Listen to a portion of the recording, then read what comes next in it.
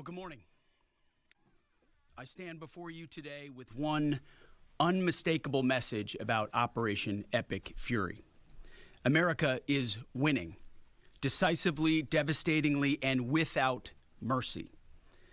Under the direct command of President Trump, the War Department unleashed this operation early Saturday morning, just 4 days ago, which means we need to remember two things. First, we are only 4 days into this. Metrics are shifting, dust is settling, and more forces are arriving. It's very early, and as President Trump has said, we will take all the time we need to make sure that we succeed. Second, we are only 4 days into this, and the results have been incredible. Historic, really. Only the United States of America could lead this, only us. But when you add the Israeli Defense Forces, a devastatingly capable force, the combination is sheer destruction for our radical Islamist Iranian adversaries. They are toast, and they know it. Or at least, soon enough, they will know it. And we have only just begun to hunt, dismantle, demoralize, destroy, and defeat their capabilities, just 4 days in. Starting last night and to be completed in a few days, in under a week, the two most powerful air forces in the world will have complete control of Iranian skies, uncontested airspace. I hope all the folks watching understand what uncontested airspace and complete control means. It means we will fly all day, all night, day and night, finding, fixing, and finishing the missiles and defense industrial base of the Iranian military, finding and fixing their leaders and their military leaders, flying over Tehran, flying over Iran, flying over their capital, flying over the IRGC, Iranian leaders looking up and seeing only U.S. and Israeli air power every minute of every day until we decide it's over. And Iran will be able to do nothing about it. B-2s, B-52s, B-1s, Predator drones, fighters, controlling the skies, picking targets. Death and destruction from the sky all day long. We're playing for keeps. Our warfighters have maximum authorities granted personally by the president and yours truly. Our rules of engagement are bold, precise, and designed to unleash American power, not shackle it. This was never meant to be a fair fight, and it is not a fair fight. We are punching them while they're down, which is exactly how it should be. Thus far, Operation Epic Fury has delivered twice the air power of shock and awe of Iraq in 2003, minus Paul Bremer and the nation building. The campaign has 7 times the intensity of Israel's previous operations against Iran during the 12-day war, 7 times. And as President Trump said, more and larger waves are coming. We are just getting started. We are accelerating, not decelerating. Iran's capabilities are evaporating by the hour, while American strength grows fiercer, smarter, and utterly dominant. More bombers and more fighters are arriving just today. And now, with complete control of the skies, we will be using 500-pound, 1,000-pound, and 2,000-pound GPS and laser-guided precision gravity bombs, of which we have a nearly unlimited stockpile. We used more exquisite standoff munitions at the start, but no longer need to. Our stockpiles of those, as well as Patriots, remains extremely strong. The enemy can no longer shoot the volume of missiles they once did, not even close. And the chairman will lay out some of those percentages. So our air defenses and that of our allies have plenty of runway. We can sustain this fight easily for as long as we need to. And as I said yesterday, we set the terms. Now, you may not see much of it because the IRGC shut off the internet to the entirety of the country. They blind their people on purpose, just like they kill their own on purpose. Much They did that last year as well. They shut down the internet for their own people. And on top of that, they are constantly pushing AI propaganda. And it's some of the cheesiest, most ridiculous shit in the world. But because they are the regime, the people just kind of drink up everything that they put out there for the most part. And you have like fake videos of the US Abraham getting blown up and all this shit like that. It's all fake, all AI garbage. The same AI trash they were putting out last year when they were shooting down fighter jets the size of football fields and stuff like that. A lot of the Iran propaganda is just comedic and quite sad. But it's there. It's there for the viewing. There's actually a lot of fake news, propaganda, bullshit going around right now. Everybody is claiming that these crazy things are happening. And some things are happening, that's for sure. There's no doubt about it. But you need to be careful with what you put out there. I remember there was a clip floating around last year during the 2-week war with Iran and Israel. And a lot of people, including myself, had a stream taken down because of all of the fake clips and other streams that were out and about. The AI garbage and AI slop is in full force right now. So let's get into it. Much was made of the volume of missiles Iran was able to shoot in the first few days. And sadly, as we projected, a few got through and killed 6 of our best, who will hopefully arrive home soon. We will avenge them, no doubt. But I liken Iran's predicament to a football team who scripted the first 20 plays of a game. The team knew what plays to run because their first few drives were scripted. But now that the game has started and the blitz is on, they don't know what plays to call, let alone how to get in the huddle and call those plays. Iran's senior leaders are dead. The so-called governing council that might have selected a successor, dead, missing, or cowering in bunkers, too terrified to even occupy the same room. Senior generals, mid-level officers, enlisted ranks, they can't talk or communicate, let alone mount a coordinated and sustained offensive. That's not great for morale. The Iranian Air Force is no more, built for 1996, destroyed in 2026. The Iranian Navy rests at the bottom of the Persian Gulf. Combat ineffective, decimated, destroyed, defeated, pick your adjective. In fact, last night, we sunk their prize ship, the Soleimani. Looks like POTUS got him twice. Their Navy, not a factor. Pick your adjective, it is no more. In fact, yesterday, in the Indian Ocean, and we'll play it on the screen there, an American submarine sunk an Iranian warship that thought it was safe in international waters. Instead, it was sunk by a torpedo. Quiet death. The first sinking of an enemy ship by a torpedo since World War II. Like in that war, back when we were still the War Department, we are fighting to win. Also, yesterday, the leader of the unit who attempted to assassinate President Trump has been hunted down and killed. Iran tried to kill President Trump, and President Trump got the last laugh. Now, this is not a mission accomplished situation. This is simply a reality check. The combination of U.S. and Israeli intelligence and combat power will control Iran, and will control it soon. Sure, Iran will still be able to shoot some missiles and still be able to launch one-way attack drones at civilian targets, and their proxies will attempt to attack our embassies, bases, and soft targets. They are terrorists, after all, and they need to target civilians because they can't fight toe-to-toe. But we will find them, and we will kill them. This is what the fake news misses. We've taken control of Iran's airspace and waterways without boots on the ground. We control their fate. But when a few drones get through or tragic things happen, it's front page news.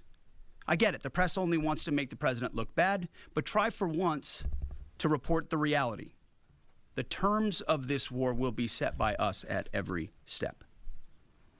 As I said Monday, the mission is laser focused. Obliterate Iran's missiles and drones and facilities that produce them, annihilate its navy and critical security infrastructure, and sever their pathway to nuclear weapons. Iran will never possess a nuclear bomb, not on our watch, not ever. And this is why President Trump's moral clarity on Iran today is so vital. Unlike the past, where vague red lines and endless negotiations let Iran fund terror and inch ever so slightly toward a bomb, this president sees the threat plainly and acts decisively. No more half measures, especially when Iran is at its weakest. No more letting Tehran play for time while our people pay the price. His leadership ensures that we finish what we start and that we protect our warfighters by crushing the enemy before they can strike again. Our offensive operations, refined through months of relentless preparation, are unstoppable. And our defensive efforts are unprecedented. We have from the start put the protection of our troops ahead of everything else. Before we very publicly built up offensive combat power, we quietly ensured that our defensive posture and power was in place.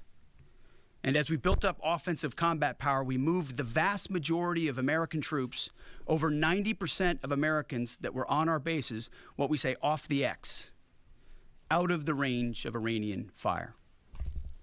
Our defensive shield is equally formidable, the most sophisticated air and missile defense network ever fielded. Thousands of Iranian missiles and drones have been intercepted and vaporized. Tens of thousands of American and allied lives protected. We have pushed every counter-UAS system possible forward, sparing no expense or capability. And like I said, this does not mean we can stop everything, but we ensured that the maximum possible defense and maximum possible force protection was set up before we went on offense. In closing, as President Trump told German Chancellor Merz yesterday, Iran negotiated in bad faith, stalling, scheming, and preparing to strike. And we acted decisively to defend our people, our interests, and our allies. President Trump took bold action, putting America first, the kind of bold action that the American people elected him to execute. To our steadfast partner, Israel, your mission is being executed with unmatched skill and iron determination. Fighting shoulder to shoulder with such a capable ally is a true force multiplier and a breath of fresh air. We salute your courage and your contribution. 4 days in, we have only just begun to fight. America fights to win, and in Operation Epic Fury, we are. May God's providence cover and protect our troops always. And with that, I turn it over to the chairman. Thank you, Mr. Secretary, and good morning, everyone. Thank you for being here. I'm here today to provide the American people and those of you in this room an update on Operation Epic Fury. First, it's with profound sadness and gratitude that I share the names of 4 of our 6 fallen heroes, all from the 103rd Sustainment Command, U.S. Army Reserves out of Des Moines, Iowa. Captain Cody Cork, Sergeant First Class Noah Tegens, Sergeant First Class Nicole Amore, and Sergeant Declan Cody. To the families of our fallen, we grieve with you today, and we look forward to welcoming your family members home at Dover in the coming days. Out of respect for the other families, we'll withhold the release of their names until next of kin notification is complete. And either myself or Admiral Cooper will release those names as soon as we can ensure that all of those families have been properly notified. To our Gold Star families, to our wounded warriors and their loved ones, we will never forget your sacrifice. Our nation stands with you, and we are eternally grateful for your courage, your resiliency, your devotion to this mission and to our nation. As the Secretary said, we're 4 days in, 103 hours into this campaign. The operation was again launched with clear military objectives designed to dismantle Iran's ability to project power outside of its borders, both today and in the future. First, we are targeting and eliminating Iran's ballistic missile systems to prevent them from threatening the U.S. Forces, partners, and interests in the region. Second, we are destroying the Iranian Navy, degrading its capacity, capability, and ability to conduct operations, not just in the Central Command AOR, but as the Secretary showed in the video, around the world. Third, we're ensuring Iran cannot rapidly rebuild or reconstitute its combat capability or combat power, and those phases will begin as the campaign continues. As of this morning, U.S. Central Command is making steady progress. Iran's theater ballistic missile shots fired are down 86% from the first day of fighting, with a 23% decrease just in the last 24 hours. And their one-way attack drone shots are down 73% from the opening days. This progress has allowed CENTCOM to establish localized air superiority across the southern flank of the Iranian coast and penetrate their defenses with overwhelming precision and firepower.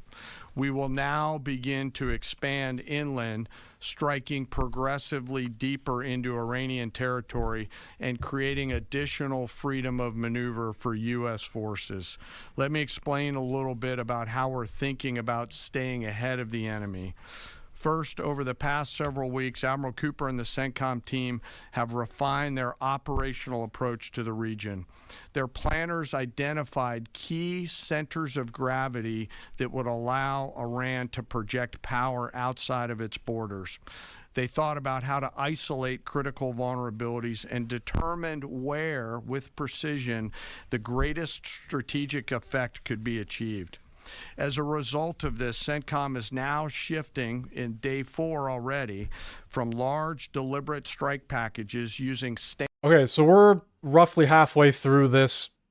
Pete Hegseth, Pentagon giving a Iran war update. I've got Fox News, the actual Fox News live right here, ready to go. So when hourly updates are given, I don't have a proper view for Fox News.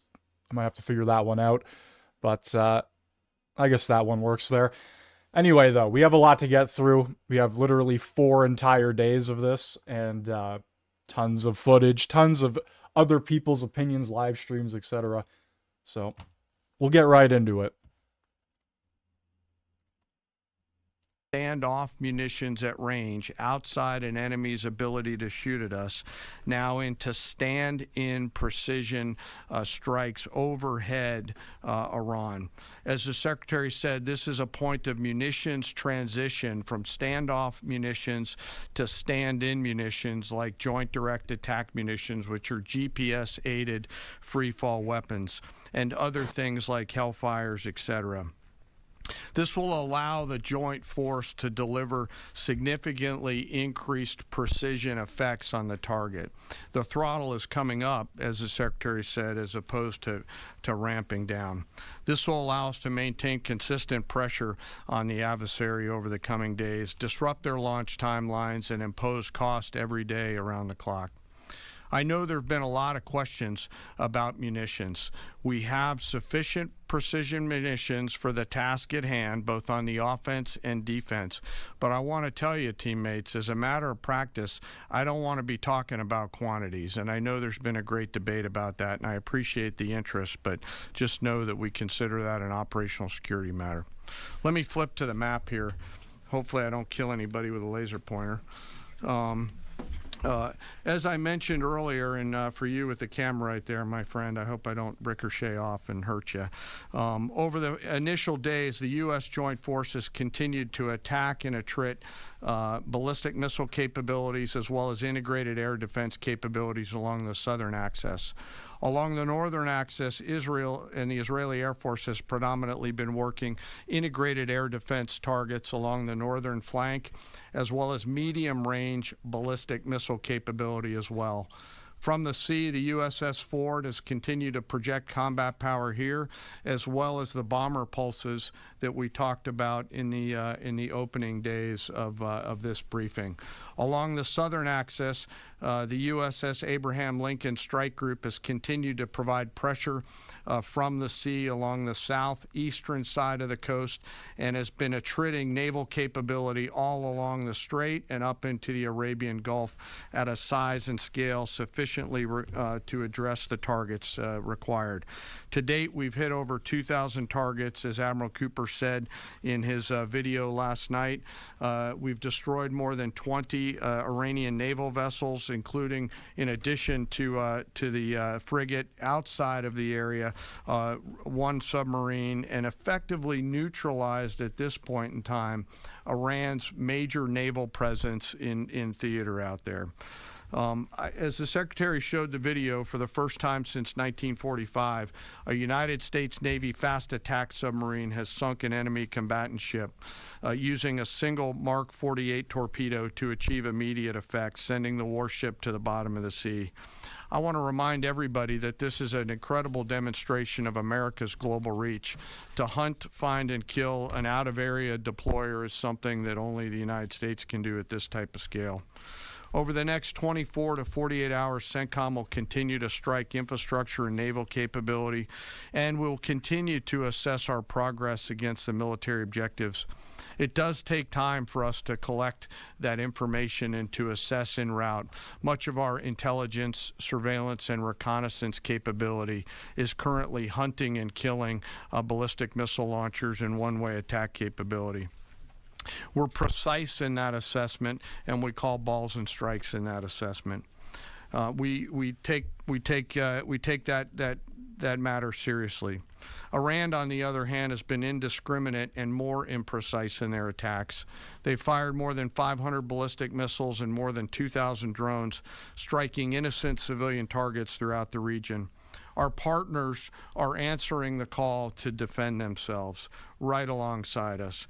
Jordan, Bahrain, Saudi Arabia, the UAE, Qatar, and Kuwait are all defending their people with their own combat. All right, so just to briefly cut this off, we have Tim Walz right now testifying.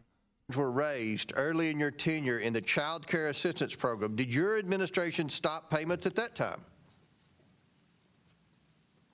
The Child Care Assistance Program and the answer is no. When fraud concerns were raised... Would you like me to answer or not, Chairman? Well, it's yes or no. I want you to help. You've already answered the question. You said you didn't ever stop payments, and that's what the problem is, and that's what the Democrats are complaining about. Oh, my gosh, Trump stopped payments. Well, my God, you lost billions to fraud in Minnesota. That's what this hearing's about.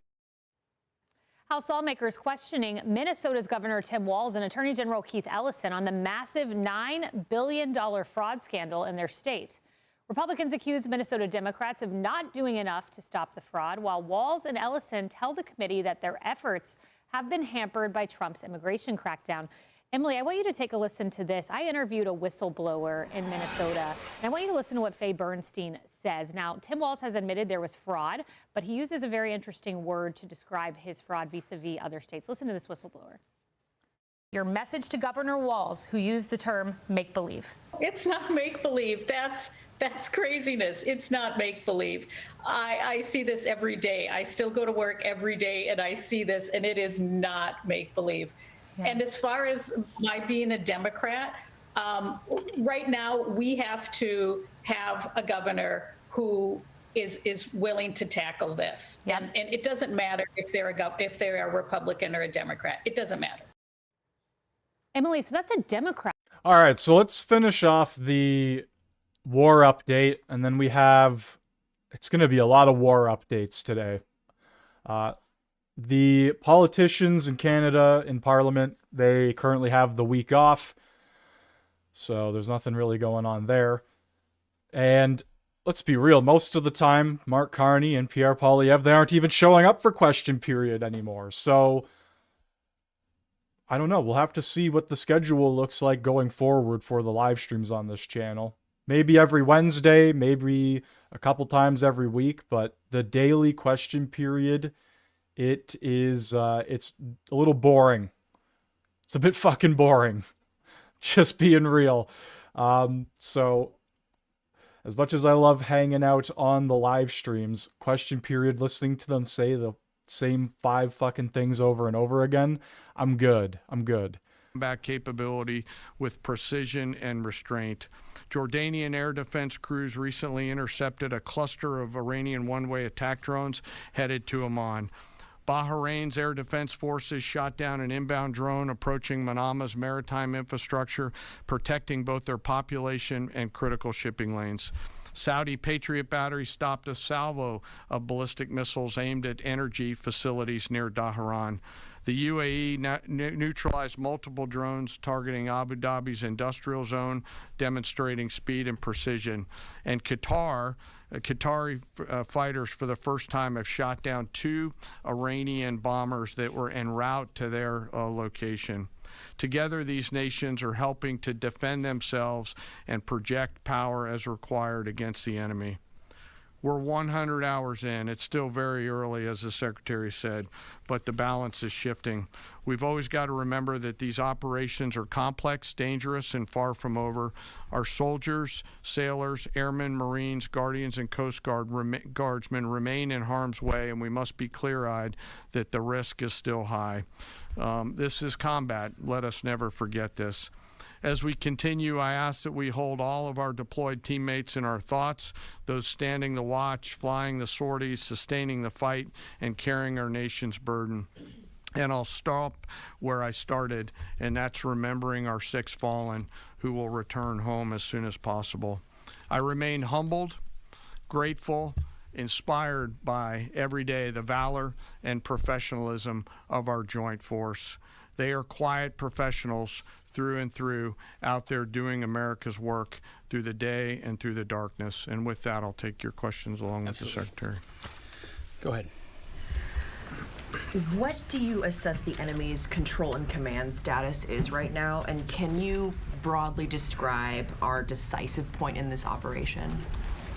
Well, I won't describe the decisive point in the operation because that would tell the bad guys what it was. That's a good question, though. I appreciate the question. Their C2 structures in a bad way. Admiral Cooper's been continuing to pressure C2 at the IRGC C2 and other military elements, and will continue to do so. Thank you for the question. Thank you, Secretary Hegseth. Mary Margaret with the Daily Wire. Couple questions for you and then one for General Kane. Can you tell us more about how we took out the leader who was the leader of the group that was trying to assassinate President Trump? And then Turkey's defense ministry says NATO air defense systems intercepted an Iranian ballistic missile headed towards Turkish airspace. Could this trigger NATO's Article 5, and was it the U.S. who shot it down? On the first question, we've known for a long time that Iran had intentions on trying to kill President Trump and or other U.S. Officials. And while that was not the focus of the effort by any stretch of the imagination, in fact, never raised by the president or anybody else, I ensured and others ensured that those who were responsible for that were eventually part of the target list. It wasn't the beginning of the effort. We were focused on missiles and launchers, and that's the focus. But ultimately, if we had the opportunity to get at those who are trying to get at Americans specifically, we would. And so we eventually had the opportunity to do that from the air. And then on the matter with Turkey, I'll have to get back to you on exactly what the intercept looked like at that. We're aware of that particular engagement, although no sense that it would trigger anything like Article 5. No. Tie, right there. You got a tie on? Yeah. Thank you. Tom Bateman with the BBC. Can you give us an update on what the administration knows, what you know now about the reported strike on a girls' school in southern Iran on Saturday? All I can say is that we're investigating that. We, of course, never target civilian targets, but we're taking a look and investigating that. Red tie in front. Just on the basis that with the information you would have, your reconnaissance abilities, ability to gather information, I mean, it's several days on now. So is there any clarity on whose munition this was? We're investigating it. Thank you. Secretary, so there are reports that the administration is considering arming Iranian Kurdish groups. So could you please clarify that whether any such plan has been authorized and whether Congress or regional partners has been notified and consulted?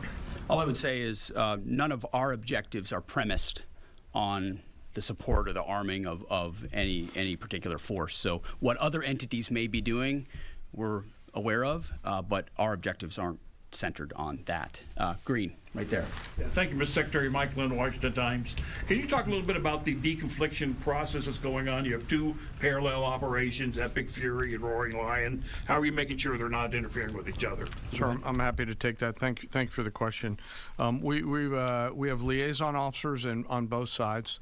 There are U.S. CENTCOM teammates out in Israel, and there are Israeli Defense Force teammates at the relevant command and control nodes within the U.S. CENTCOM enterprise. Routinely, Admiral Cooper is talking to the IDF Chief of Defense, and I will occasionally speak to him through the arc of this. I've spoken to him a few times already. That allows us to coordinate, integrate, and synchronize activities while maintaining separate efforts. And when I said a breath of fresh air, I really meant it. Usually it's us with some ancillary benefits from allies who are maybe willing but not as capable. When you have both the will and the capability of an ally that can really bring things to bear, we take certain targets, they take certain targets, and we coordinate it. It has incredible effects. Right here. Secretary Hegseth, with respect to House Minority Leader Hakeem Jeffries' statement that the Iran mission will end in failure, what kind of message does that send to our enemies, and what does it do to the motivation of our troops? Well, I've been through that movie before with the Democrats rooting against the country. Our generation saw that in our battlefields. I think it's pretty unprecedented and unfortunate that it would occur 4 days in to an operation where, as the chairman laid out, God, the Democrats are so deranged. It's fucking unreal. Like, they want to actively see their own country lose a war. I don't know how more deranged you can get. Like, America's best are operating in an incredibly challenging environment where they're having incredible success, but they're meeting a determined adversary. And he's been privy to briefs that we've provided. He knows how effective this has been. He's being disingenuous, which we're used to. Right here. Thank you for taking my question. Heather Mullins, Lindell TV. One of the questions I have is just really regarding the intelligence that indicated that this was something the U.S. had to get involved with at the time that you guys did. We had Operation Midnight Hammer back in June. We obliterated their nuclear facilities. What was the intelligence that suggested that somehow they became a threat once again that required us to get involved with Operation Epic Fury? I appreciate the question. The evidence in front of us since the 12-day war was that Iran had no intention of actually negotiating a nuclear deal that truly meant they did not have a pathway to the nuclear bomb. And they had a moment. Jared Kushner and Steve Witkoff, two of the best negotiators in the world, poured into that negotiation, giving them every single possible opportunity to release that ambition, and they didn't. And the intelligence that we saw they didn't intend to do it in good faith, that they had the intentions eventually to get to a place where they could have a conventional shield to block their nuclear capabilities, as I talked about yesterday. So I would separate the what from the when a little bit. The what is they've been killing Americans for 47 years. They have thousands of missiles pointed at us. They have ongoing nuclear ambitions, and they're at the weakest they've ever been. So the when became, in a particular, hey, what makes the most sense to do this to ensure that the narrow objectives we have of ensuring they never have a nuclear weapon have a maximum effect? Yes, right here. Thank you, Secretary Hegseth. I had two questions. First, what is your message to Iran's allies, namely Russia and China, who have called for an immediate end to hostilities? I don't have a message for them, and they're not really a factor here. And our issue is not with them. It's with the nuclear ambitions of Iran. Absolutely. And are any so-called fully autonomous weapons or other AI tools being used in Operation Epic Fury? We've got a lot of autonomous systems, or systems that drones and others incorporated with smart AI aspects to them, but a lot of which I can't talk about here. Yeah. Yellow, right there. Yes, ma'am. Thank you very much, Mr. Secretary. As you know, China is accusing the United States of invading in Iran, a sovereign nation, and North Korea, which cooperate with Iran on nuclear development, has declared its commitment to protecting Iran. What is the United States' strategic response to this? And I have a second one. How many allies joined with the United States to fighting against Iran? Do you have any numbers? Well, I think what you're seeing right now is a response in the region to the belligerence of Iran and the willingness of them to target civilian airports, civilian hotels, civilian locations, civilian oil infrastructure of their Gulf neighbors who would have preferred not to be in conflict, didn't want to, but now realize that this is something that has to be dealt with. So whether it's UAE or Qatar or Bahrain or Kuwait or Saudi, on different levels, they're reaching out to us, whether they're going on offense, which they are, whether they're... All right, let's get Fox News up here. Let's see if we got an update. About what constitutes hostilities, so on and so forth. At the heart, this issue is political, which is what you said. And what you said, it's not a legal one. That is 100% correct, which is why when you look at the long litany of cases that have gone before the Supreme Court, they either find lack of standing, they dismiss the case. It's inherently a political question. But let me take the War Powers Resolution, set that aside. That's legislation. Let's look at the Constitution. The U.S. Constitution, Article 2, gives President Trump commander-in-chief power. There's a lot of inherent power there. Article 1, Section 8 gives Congress the power to declare war. But when you go back and look at history of the Constitution, at the Constitutional Convention, the founders intentionally changed the language from Congress has the power to make war to Congress has the power to declare war. Right. So that, if reading into that, gives the president much more power, and it weakened the power of Congress in Article 1, Section 8. Declare being a much different word than make. President Trump is absolutely within his right, as were these presidents when they took action. So it's interesting, though, because we've seen the team this morning. We've had a lot of... Literally every president, for the most part, has done something in the Middle East, whether it's an operation, a strike, anything of that matter. Like almost every single one.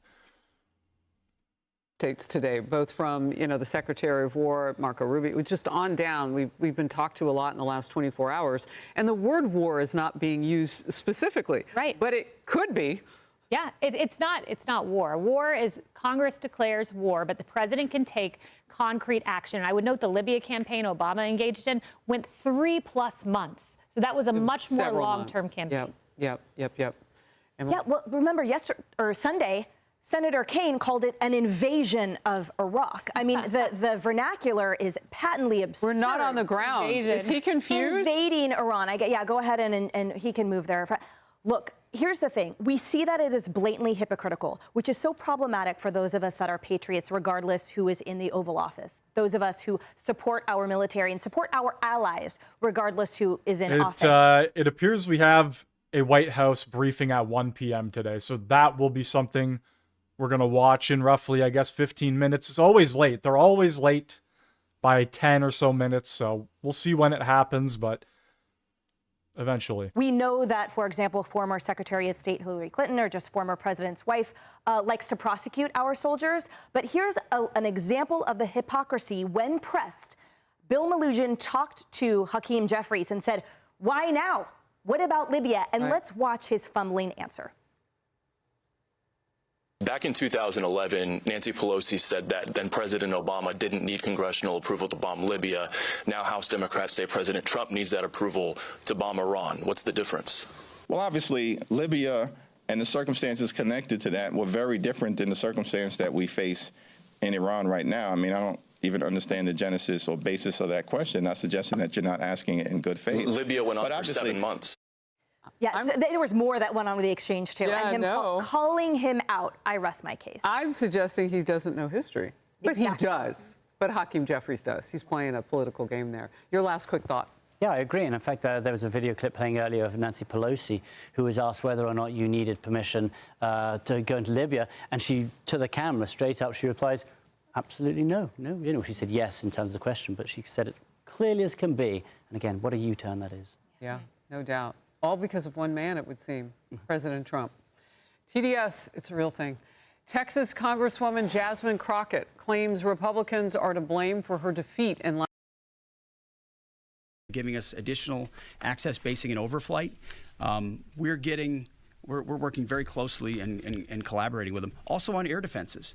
The air defense capabilities of those countries are significant, and when combined with ours and we coordinate, it brings simplicity to the shot doctrine, so we make sure we're using less munitions but being more effective with what we shoot at. And as it pertains to other countries, I'll sort of give the same question. they don't really bear on the case of Iran. We're going to deal with Iran's nuclear ambitions, and that'll send plenty of signals in the process. Right there. Purple. Thank you so much. Thank you so much, Mr. Secretary. I have two questions. One question for you and the other question for Mr. Chairman. You ruled out that you are not engaging with the Kurdish forces, Iranian Kurdish forces, to incursion from the Kurdistan region to Iran.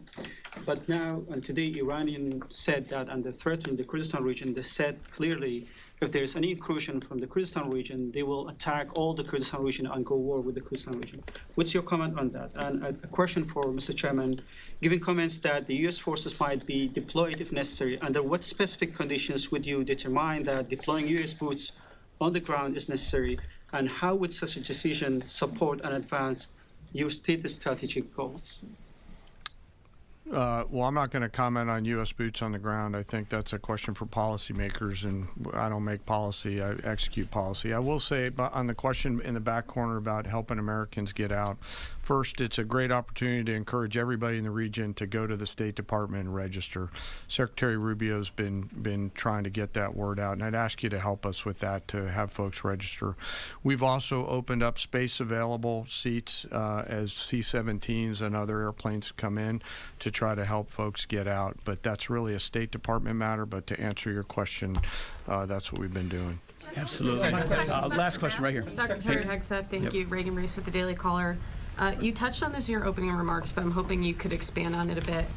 It's been reported that Iran might be trying to outlast our ability to intercept their missiles. It sounds like you guys are saying they don't have the ability to do so. Is that the case? Can they outlast us in their ability to do that? Iran cannot outlast us.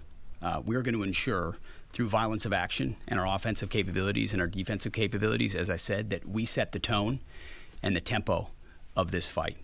That's why stories and speculation about different things that try to make it look like we're limited in what we can do. The only limits we have in this is President Trump's desire to achieve specific effects on behalf of the American people. And that's why we don't talk about, you can say 4 weeks, but it could be 6, it could be 8, it could be 3. Ultimately, we set the pace and the tempo. The enemy is off balance, and we're going to keep them off balance. And we know their ability to shoot versus our ability to defend. That difference gets wider and wider every day. Our defense gets better, their offense capabilities diminish. As we are going into ammunitions that we, as we said, have tens of thousands of and can drop unlimited supplies on with even more effects than the standoff munitions we have now, which is why when we say the throttle's going up, the throttle's going up, and it's going to stay on high. Thank you all very much. They are not fucking around, ladies and gentlemen. Speaking of fucking around, though, it would appear that NATO shot down an Iranian missile heading towards Turkey's airspace. Now, they did just speak about this. The Secretary of War, and I believe that was a general or whoever that was standing beside him, were just speaking about how this had happened, and they always go to Article 5. The mainstream media loves their Article 5 because they want World War III headlines. They absolutely are fiending for these headlines. Moving on, we have some more Fox News. We have a Hezbollah launch joint attack on Israel. I don't really think there's many Hezbollahs around still, but apparently they're still trying to do things. We're just an hour away from a crucial update on U.S. military operations in Iran from the Secretary of War and the Chairman of the Joint Chiefs of Staff as we enter Day 5 of Operation Epic Fury. Our chief foreign correspondent, Trey Yinks, is live on the ground in Israel and Tel Aviv with the breaking news out of Turkey. Trey.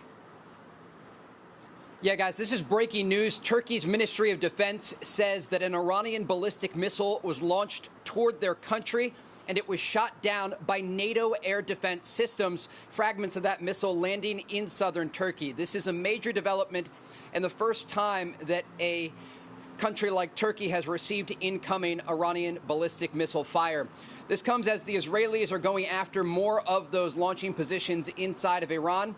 We also have some new video of strikes against the Iranian capital of Tehran. It's been a lot of back and forth. Alerts went out on the phone here this morning after an 8-hour lull in launches. And actually, we're getting sirens right now. And I'm not sure where this missile is coming from. It may not be Iran. It could be Lebanon. Let's get off the sticks here just to prepare. The reason I'm not sure if it's from Iran is because we just got a notification from the Army that people could leave bomb shelters. And these sirens just started to sound at the last minute, and so we'll have to see where this incoming fire is coming from. But just to give you a sense of what's happening here, this is a conflict that is expanding regionally, and this information that we're getting from the Turkish Defense Ministry indicates that the Iranians are launching more of their long-range ballistic missiles, and they do have thousands of them in their arsenal, 2,000 to 3,000 just before this conflict began, along with many short-range missiles that they've been launching at Gulf countries like Qatar, Bahrain, and the UAE. But again, right now, sirens are sounding across central Israel. And I just want to come with me here, Yaniv, if you could go to the road here. You can see under this bridge in the distance, people have gotten out of their cars, and they are now sheltering under a bridge on the side of the road. Stay with me here. We're going to pan up to the sky, and you see 2 interceptor rounds. And right there to the left, Yaniv, and you see another interception round coming up. 1, 2, 3, 4, 5, another one coming up from the sea. This is a large-scale attack that is happening right now. I'm going to move this so you can get out here to the balcony, Yaniv. Stay with me here, guys. And out to the center above these buildings to your left, Yaniv. Pan to the left.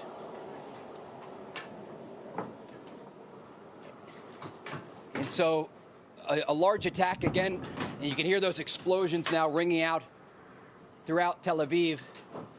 Just stay with me here. I'm going to get a helmet on. I'm listening to you. Massive explosions right now. You know what system that would be to knock out a long-range missile? Is the Arrow, David Sling? Is it the Iron Dome?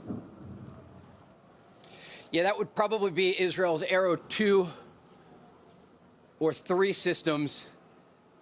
And I can still hear sirens sounding in the distance. We're going to try to get an understanding of where this launch came from. It is possible this was still from an Iranian barrage that was launched a bit earlier. My producers are going to check right now. But you can hear those explosions. That was a lot of air defense going off at the same time from multiple different directions around Tel Aviv. And again, an alert had just gone out from the Army telling people they could leave bomb shelters. And you saw those people behind me that were sheltering underneath that bridge. This is really the reality here for the Israeli people as this conflict continues. We have this gear on and a helmet we have seen in the past when these missiles get intercepted overhead, large fragments of the missile falling to the ground below. And yesterday, the Iranians launched a ballistic missile with a cluster warhead on top. It broke apart on the outskirts of Tel Aviv.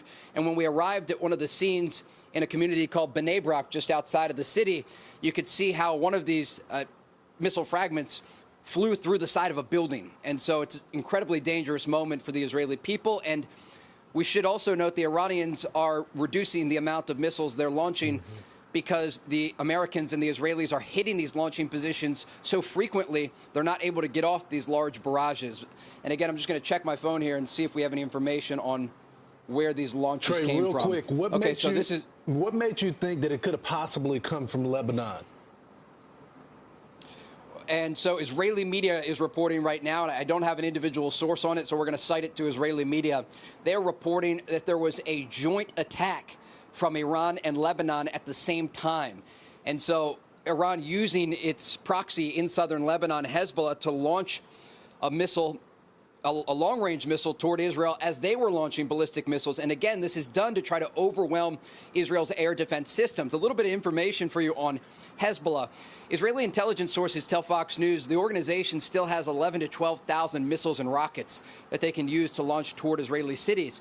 And the Israelis are also concerned about the possibility that these Hezbollah ground forces could try to push into northern Israel. And that is why we understand, according to the IDF, Israeli troops are now in southern Lebanon. And just this morning, before we got on air, they issued an evacuation order to Lebanese civilians south of the Litani River to get out of harm's way, understanding that this conflict is now expanding north. And the Israelis, we have some video of it, have been striking the Lebanese capital of Beirut overnight and this morning, hitting the Dakhya neighborhood just south of Beirut, where Hezbollah is coordinating these current attacks that you're watching now against Israel. Wow. So what happens when we're watching the interception and they shoot down, let's say it's a ballistic missile?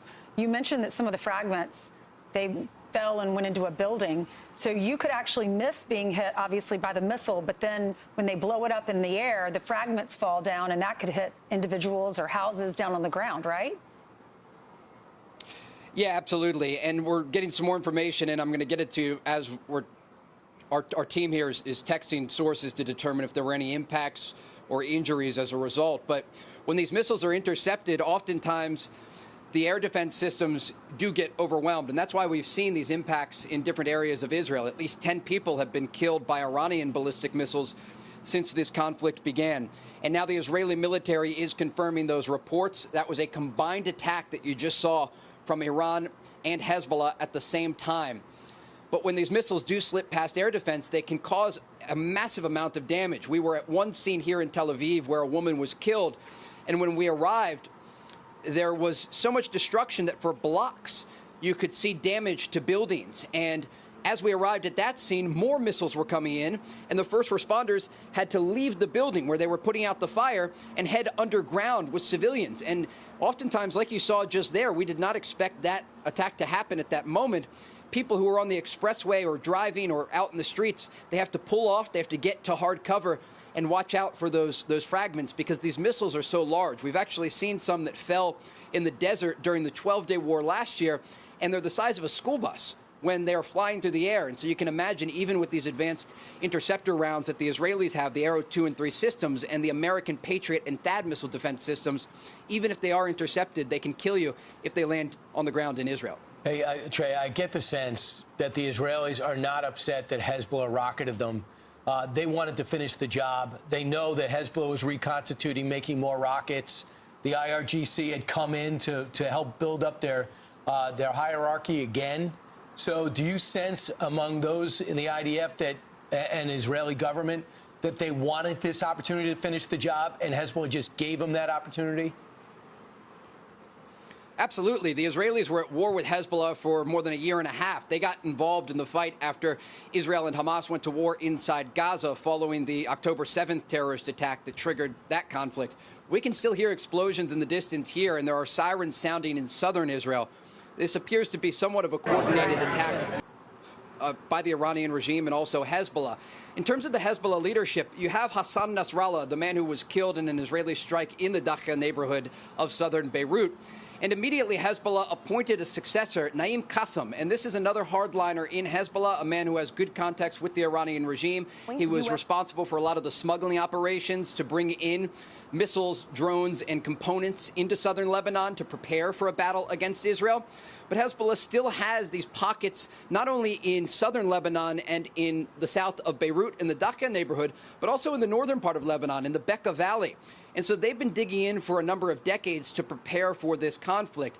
And the Israelis were waiting for this opportunity to get involved in the fight again against them because they realized that once the Iranian regime is suppressed as a result of this operation that was launched by President Trump and Israeli Prime Minister Netanyahu, the threat to the north will still remain. And when they have these arsenals, it does pose a significant threat to the Israeli people. One thing that we should note here that was interesting this week, the Lebanese Prime Minister has had a total change in tune. As a result of the Trump administration efforts to stabilize the northern border between Israel and Lebanon, you've had Morgan Ortagus and Tom Barak and others from the Trump administration go to Lebanon and send a message to the government saying this will not be tolerated. There must be a ceasefire. And you actually heard earlier this week the Lebanese prime minister telling the Iran-backed militant group in Lebanon, Hezbollah, to stop, to stand down. And they haven't. They're fighting right now. You can hear those sirens behind me, likely going to any sort of falls or fragment sites here in Israel. But this is a significant development. And even again, as we are talking right now, I can see in Ashkelon, this is actually close to the Gaza border, there are sirens sounding in northern Ashkelon. Ashkelon's a city of just about a few miles away from the Gaza Strip. Again, we don't know why those sirens are sounding. I can't talk with sources while we're here on air. But right now, this is a significant attack, and it comes after an 8-hour lull in Iranian launches because, again, the Americans and the Israelis are doing everything they can to neutralize that ballistic missile threat, and they've been quite successful so far. Right. And so you don't think that Hamas is sending rockets in, but that's a possibility? They're capable of doing that?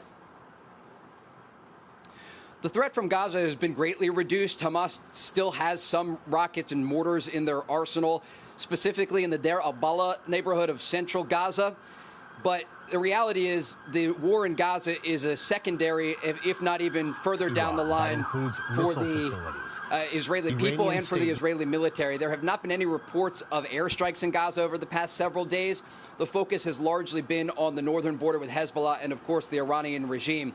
The Israelis are using much of their air power, actually the most in the country's history, to hammer the Iranian regime. And so Gaza is sort of an afterthought for the Israeli military. One interesting thing that we learned earlier today, and a military source is telling me that they believe they're going to have video of this. For the first time in 40 years, the Israelis shot down in a dogfight over Tehran an Iranian jet. They used an F-30. Well, it's funny he mentioned that because, yeah, I've got the footage right here ready to go, apparently. We'll get that up eventually. I gotta be careful with what I show, because if it's not real, then you get in some serious shit. We'll see what's going on here with the CBC. From an interceptor missile, which fell down in an area in southern Turkey in Hatay. It's the province of Hatay. It's actually just north of the border with Syria. And what officials say is that missile, that Iranian missile, flew over Iraq and over Syria. There you go. Our taxpayer dollars are going to phenomenal audio. That's great. Thank you, CBC.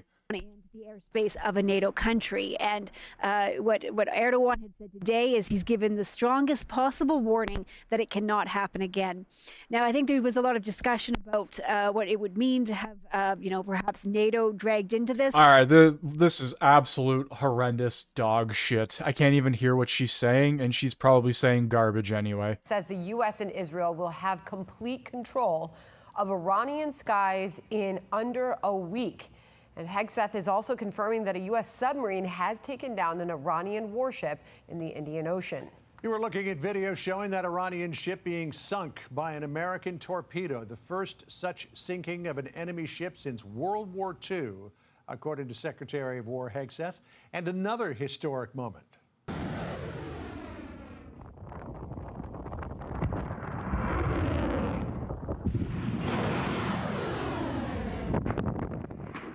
U.S. Central Command releasing that video showing long-range precision strike missiles being used in combat for the first time ever. This is State crazy. Spokesperson Tommy Pickett will update us on the effort to get Americans out of the Middle East just ahead. But first, John, Chief Foreign Correspondent Trey Yingst will kick things off live for us out of Tel Aviv at this hour. Hello, Trey. Sandra, good afternoon. The Pentagon says there's been an 86% decrease in Iranian ballistic missile launchers. Still today, though, those missiles soaring through the skies of central Israel being intercepted overhead. We know the Americans and the Israelis are striking back, hitting many of those positions and going after targets around the capital of Tehran. The Israeli military says they hit an intelligence headquarters, the Basij. All I'm gonna say is I'm happy I'm in Canada. That's for sure. I'm happy the U.S. isn't sending those our way. Holy shit. Headquarters and the Quds Force headquarters. We're also hearing from a top military official here, Major General Shlomi Binder, about the situation in Israel. We are on the right path, meeting the schedule. The intelligence is reaching the missions we need to fulfill, and we hope to continue this way with full force moving forward. We're also getting some new video from the streets of Tehran today showing empty streets, people staying inside. A lot of damage, though, amid these strikes that are taking place, going after IRGC leadership and the structure meant to replace the Ayatollah. As this is taking place, one resident responding to what he heard and saw. There were 3 strong blasts, one after another. The third one was very powerful. The diplomatic police near Avni Park was hit. I've come here to see what happened. The explosions were too heavy. All windows in this neighborhood have been shattered. Many buildings have been ruined and a few cars have been destroyed. As the Israelis are looking east, they're also looking north to the Lebanese militant group Hezbollah that launched 2 joint attacks with Iran earlier today within a period of 30 minutes. The Israelis striking back, hitting a number of targets in the Lebanese capital of Beirut, especially the Dakhya neighborhood of southern Beirut, a Hezbollah stronghold. And tonight, Sandra, we are learning from the Israeli military that ground forces are pushing deeper into defensive positions in southern Lebanon. We expect to have more video of those forces later today. Sandra? Got it. Trey Yingst there in Tel Aviv for us. See you again soon, Trey. Thank you very much. All right, there you have it from Trey Yingst. He's pretty solid at reporting, not gonna lie. He's Probably one of the best. He actually goes out there and does things. It's kind of crazy. White House press briefing. Like I said, they always run late. We're almost 10 minutes past 1 now, and still nothing. It's okay though. It's a busy time for them. We have this. Tommy, still. Thank you for being with us this afternoon. I'm going to go back to what the Secretary said yesterday about the effort to evacuate Americans. Here he is. 9,000 Americans have been able to leave the region since the start of this war. We have about 1,500 Americans that are requesting assistance with departure. We have identified and continue to identify charter flights, military flight options, and expanded commercial flight options, meaning working with the airlines to send bigger airplanes with more seats. So since then, in the 24 hours that have passed, how is that operation proceeding? What I can now say is that over 17,000 Americans have returned from the Middle East to the United States. We have been in touch with nearly 6,500 Americans, offering guidance and options facilitating those travel options to leave the Middle East. We have that 24/7 task force that right now hundreds of personnel proactively reaching out to Americans to offer that assistance. That is why it is so important that if you are in the region, if you need assistance, to please call +1 202 501 4444 to register. We will be able to help you in terms of getting options to leave the Middle East should you choose to do so. Yeah, we've got in our bug at the bottom of the screen that phone number as well as the State Department website to go to, step.state.gov, because if you're not registered, then the State Department doesn't know that you're there. I thought that General Dan Kane, chairman of the Joint Chiefs of Staff, added an interesting element to all of this earlier today when he was briefing with the Secretary of War. Here's what he said. We've also opened up space available seats as C-17s and other airplanes come in to try to help folks get out. But that's really a State Department matter. But to answer your question, that's what we've been doing. So in terms of getting on those military flights, is it the same thing, Tommy? You register at that phone number below or on the State Department website, and then if there's a military flight, how do you get notified of that? I've flown on a C-17, I've flown on a C-141 Starlifter, and it was kind of like, get your butt in the airplane now. There wasn't a whole lot of pre-planning. Well, every single second we are identifying additional options to help Americans that want to leave the Middle East. We have experienced personnel working to overcome the security challenges in the region to make sure those options are available. As you mentioned, that's why it's important, once you register, to be ready to go once you are contacted. You register, we are proactively identifying individuals with specific options to leave when it comes to charter flights, charter buses, you name it. So please be ready to go once that proactive phone call is made, but also please register in advance in order so that we know, as the Secretary said, know where you are, know who you are, and are able to help. To reiterate, every single second identifying additional options to help the American people leave. That also includes in areas where airspace. All right, so we have some cams here. A Haifa cam, Tel Aviv, Jerusalem, Ashkelon, and Beirut. Don't know what's going on in Ashkelon there, but maybe a fire or something. Maybe it's just bright city lights, I can't tell, based on that tiny camera. One thing I have heard, though, apparently the Israeli government has told people recording in, I don't know, Tel Aviv or Jerusalem, wherever the cameras are located, they've been telling them to turn them off when the strikes are happening and the air raid sirens are going off. So we'll probably not see anything. We won't see much of anything actually happen, because the cameras will just get turned off. And if you've been watching Agenda Free TV, he's constantly bringing this up over and over and over and over again. The Israel government has pretty much given the order that recording is giving the enemy an idea of if their strikes are successful or not, and you can put two and two together based on that. But speaking of Agenda Free TV, we have a boatload, a literal boatload of footage from this guy. News outlet, which is opposed to the regime. They are, Iran International is, if I have it right, Iran International is based in the UK. Are they on and regime that Mojtaba as the next supreme leader. That's what they claim.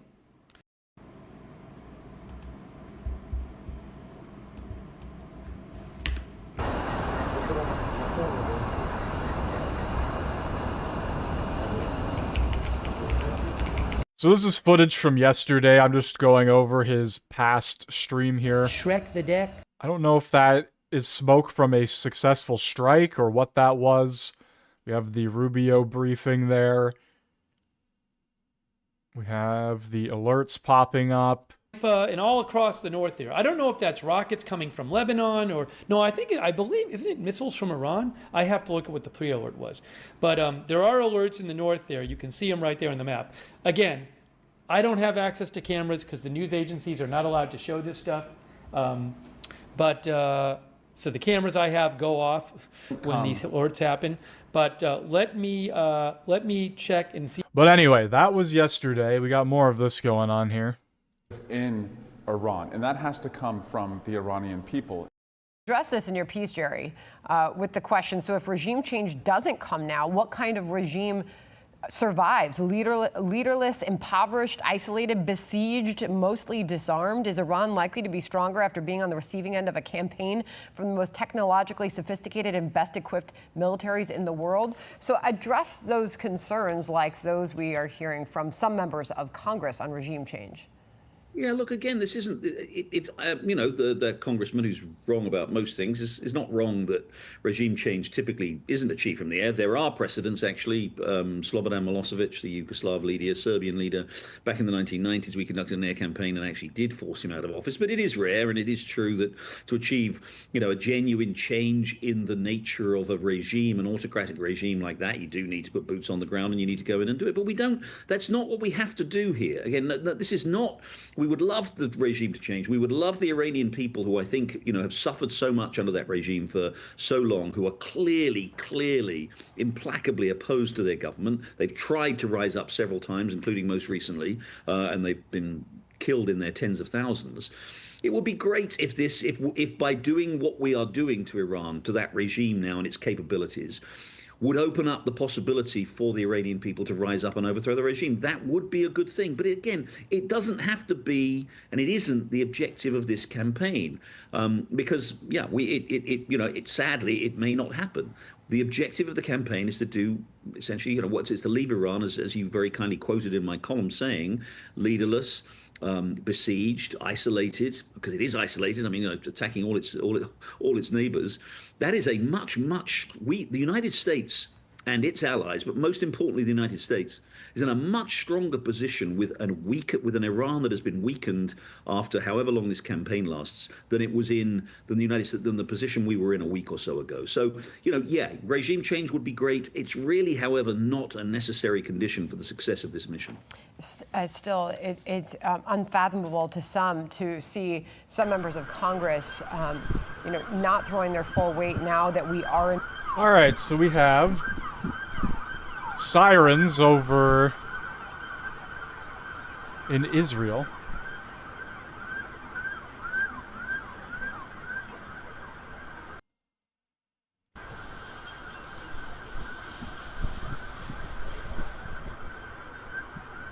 Sounds like a majority of those sirens are coming from the Tel Aviv Central cam, this one here, or potentially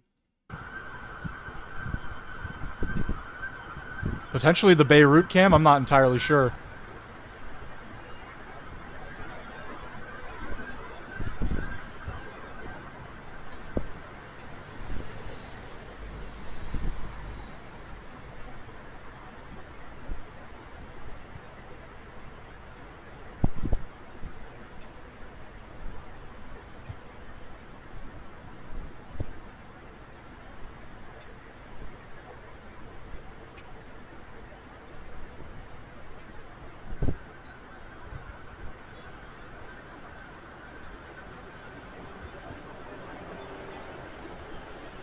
Iran is a threat.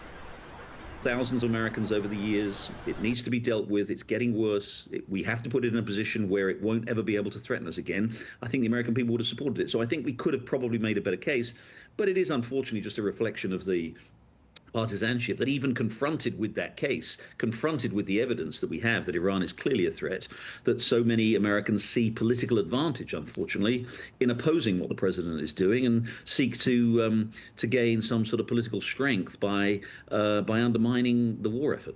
All right, Jerry Baker, always appreciate when you can join us. Thank you so much. He's not wrong. They're going to do everything to smear him just because it's Trump. But every president over the past 30, 40 years now has done pretty much this very thing. They've blown up the Middle East for decades now. As we do await this White House press briefing. Yes, thank you. Thank you. All right, John. So it looks like they're running a little bit behind here at the White House, but surely this briefing will start shortly and we will get more details on next steps. A little bit behind, 20 minutes almost. I mean, come on now. We can be honest here. Like, it's kind of ridiculous, but at the same time, I get it. They're busy. They got shit to do. You think they would be on top of their own briefings, though.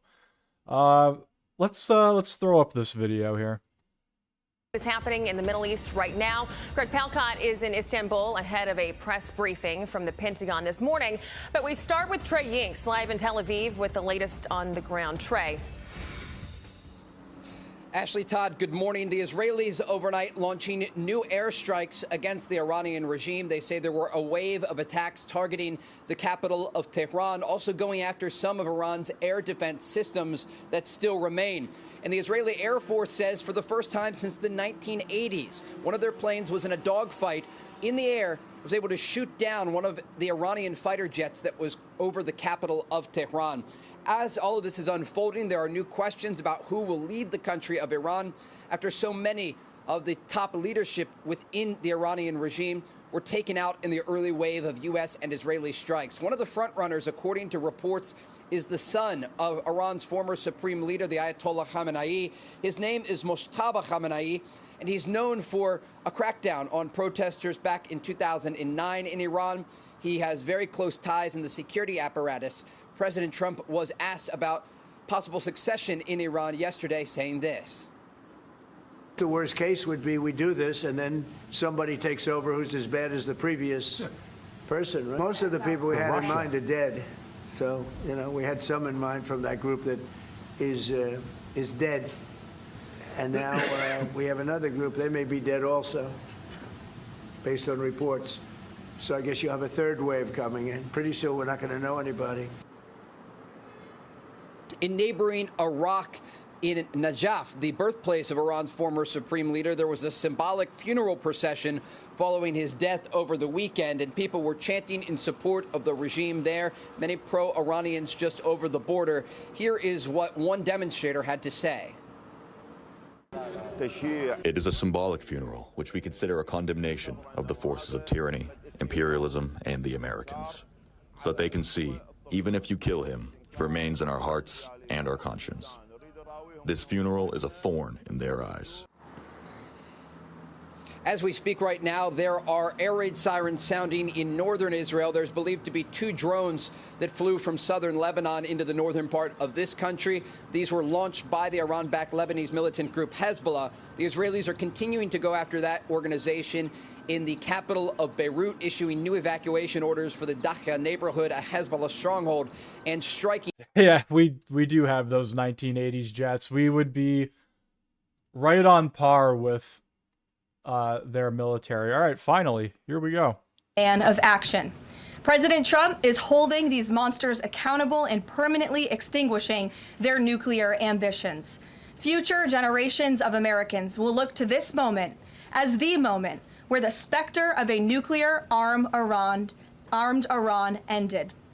At the beginning of Operation Epic Fury, launched last weekend, President Trump laid out clear objectives to the American people on what the U.S. military seeks to accomplish through these major combat operations.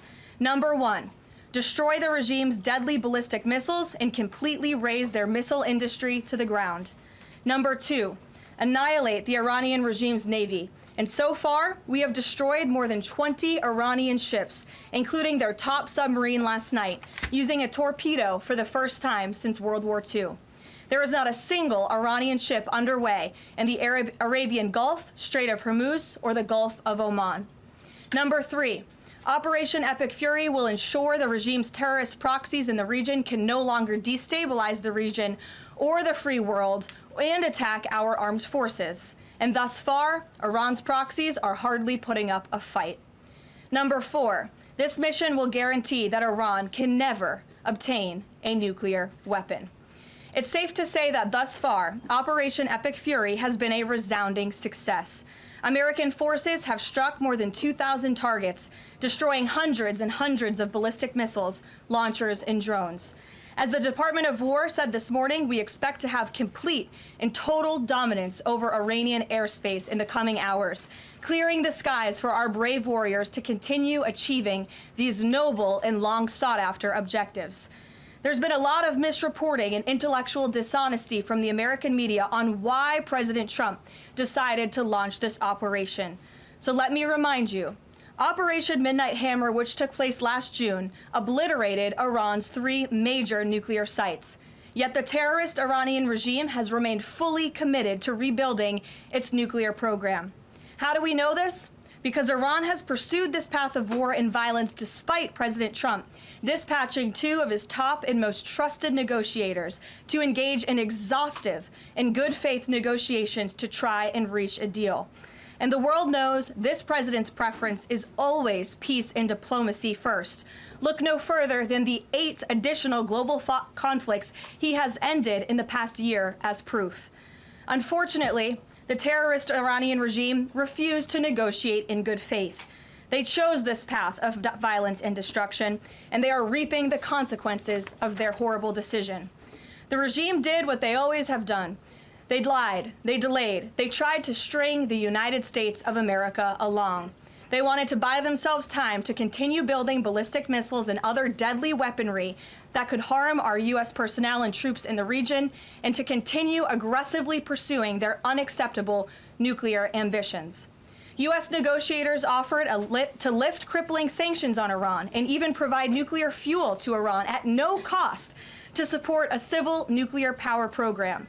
They additionally had the opportunity to accept U.S. support as an investor in potential projects to develop peaceful nuclear energy together under a mutually agreed upon framework. Yet in response, Iran would have to forfeit their enrichment capacity once and for all. But Iran rejected. They accepted none of these generous and unprecedented offers by the United States. Simply put, they refused to say yes to peace. And their refusal made clear that their #1 priority was building a nuclear weapon with which to threaten the United States of America. Again, the country they have been chanting death to for nearly 5 decades. Let me state this again clearly. Iran rejected the path of peace because the terrorists in charge of this regime wanted to build nuclear weapons to use against Americans and our allies. President Trump made the determination, a courageous determination and decision, that the path the United States was on with Iran had only one outcome: massive death and destruction at the hands of a nuclear-armed terroristic regime. That path of death and destruction and threats against the American people have ended with Operation Epic Fury. Operation Epic Fury has forged a new path that will better ensure the security of the United States and our people. The terrorists made a bet that President Trump would be like many of his predecessors, that he would just talk and he would refuse to enforce his clear red lines. But that has proven to be a catastrophic error in judgment. When President Trump makes a threat, and I have reiterated that threat many times from this podium to all of you over the past year, President Trump does not bluff. The president's words are backed up by the mightiest warriors in the world who possess the most sophisticated capabilities this world has ever known. 49 and counting of the most senior Iranian regime leaders, including the supreme leader, have already been wiped off the face of the earth. Make no mistake, killing these brutal terrorists is good for America and makes the world a much safer place. I want to also extend our prayers and condolences to the families of the 6 U.S. military service members who have been lost in Operation Epic Fury. These heroes represent the very best among us. They laid down their lives in defense of our country, and we will never forget their legacy or their sacrifice. As the president said, we grieve for these American patriots and their families as we continue the righteous mission for which they gave their lives. President Trump intends to attend the dignified transfer of these American heroes to stand in grief alongside their families. I understand the Department of War is working on scheduling this transfer, and we will provide updates at the appropriate time. Finally, the Trump administration is also doing everything within our power to protect Americans in harm's way. Since the launch of Operation Epic Fury, more than 17,500 Americans have safely returned home from the Middle East, with over 8,500 American citizens returning home to the United States just yesterday alone. If you are a U.S. citizen in the Middle East looking to return to the United States, the Secretary of State asks that you please register with the State Department at step.state.gov. The State Department will identify where you are and provide travel options directly to you. The administration is already rapidly chartering flights free of charge and booking commercial options, which we expect to become increasingly available as time goes on and the success of this mission further comes to fruition. I know the President and Secretary of State Rubio have been in touch as well with our allies in the region directly about this problem, making it clear that it is a priority of the United States of America to bring every American home. The Trump administration will not rest until every American is home safely and until the terrorist threat from Iran has been completely destroyed. With that, I'll take your questions. Eric, why don't you kick us off today? Thank you for being here. Thanks so much for having me. It's great to be here. As you mentioned, Iran's regime, its leadership has largely been decimated.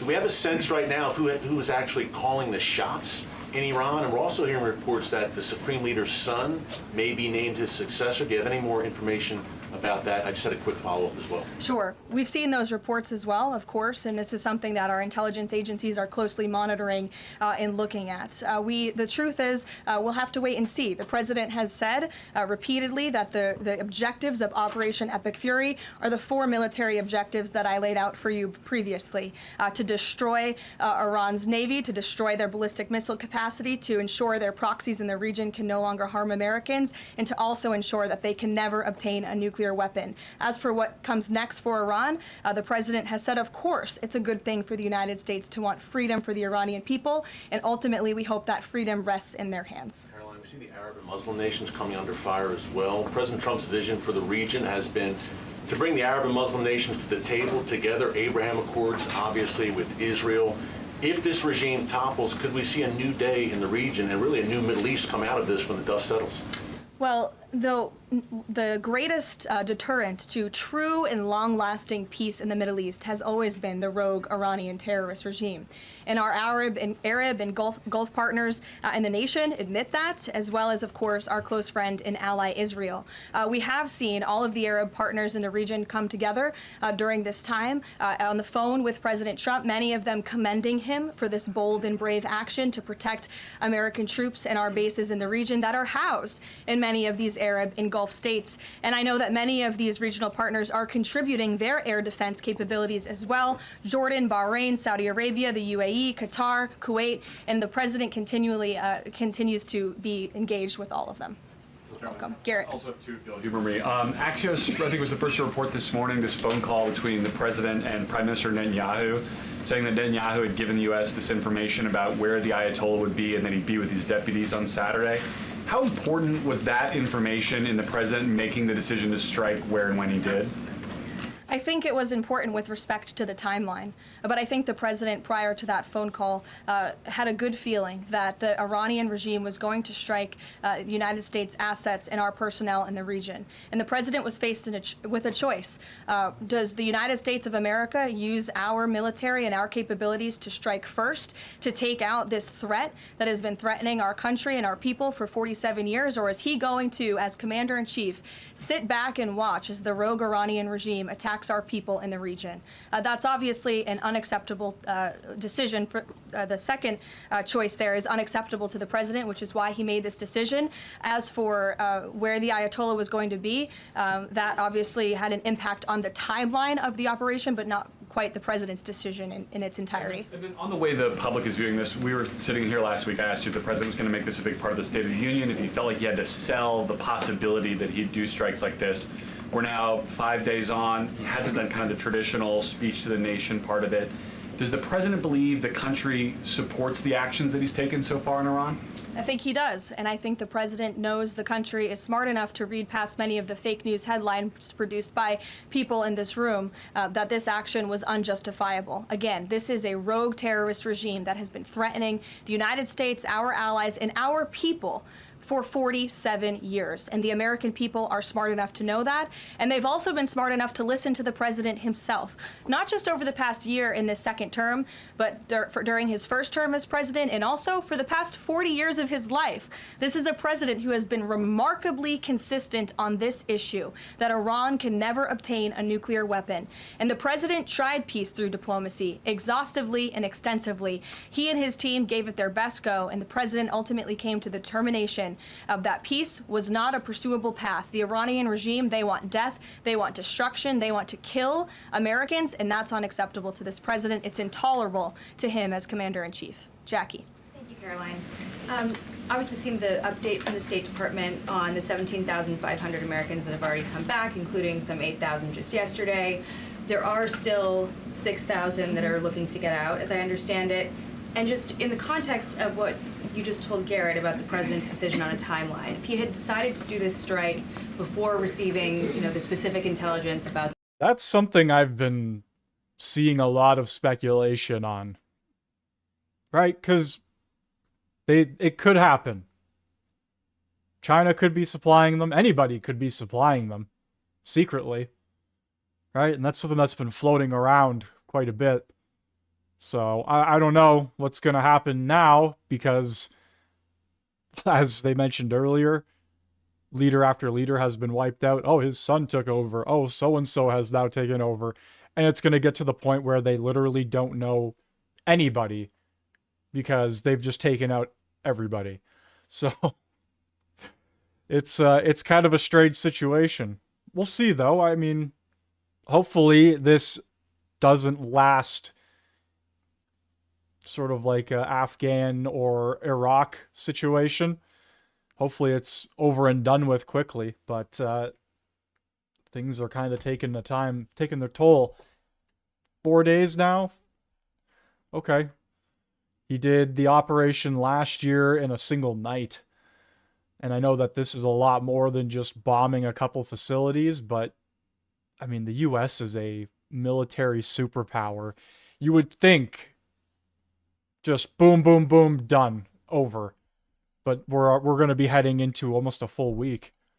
The meeting on Saturday. Should there have been more done in advance of the strikes to try to get those Americans in the region resources and information to get home before day 3 of the war? There was many signs put out by the State Department, and I wish that everyone in this room would report on them.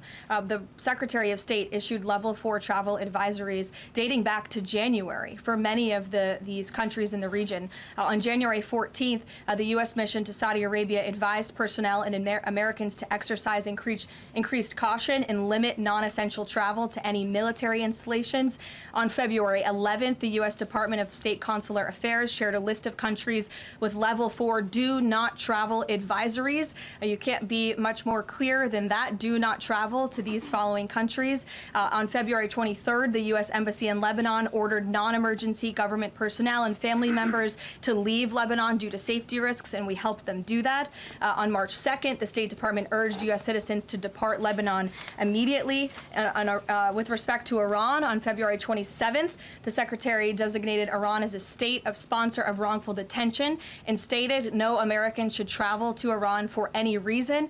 And again, on February 27th, the U.S. ambassador to Israel warned Americans to leave Iran, and they provided travel advisory alerts through the U.S. Embassy in Jerusalem. So the State Department was all hands on deck on advising extreme caution and do not travel alerts to Americans in the region. With respect to the Americans who are still in the region now, again, the State Department is asking that they register at the website so they can directly identify you EU, and we are actively and rapidly working to charter flights. There is some commercial flights that are taking off intermittently from these countries, and we plan to get Americans on board as quickly as possible, again, free of charge to them.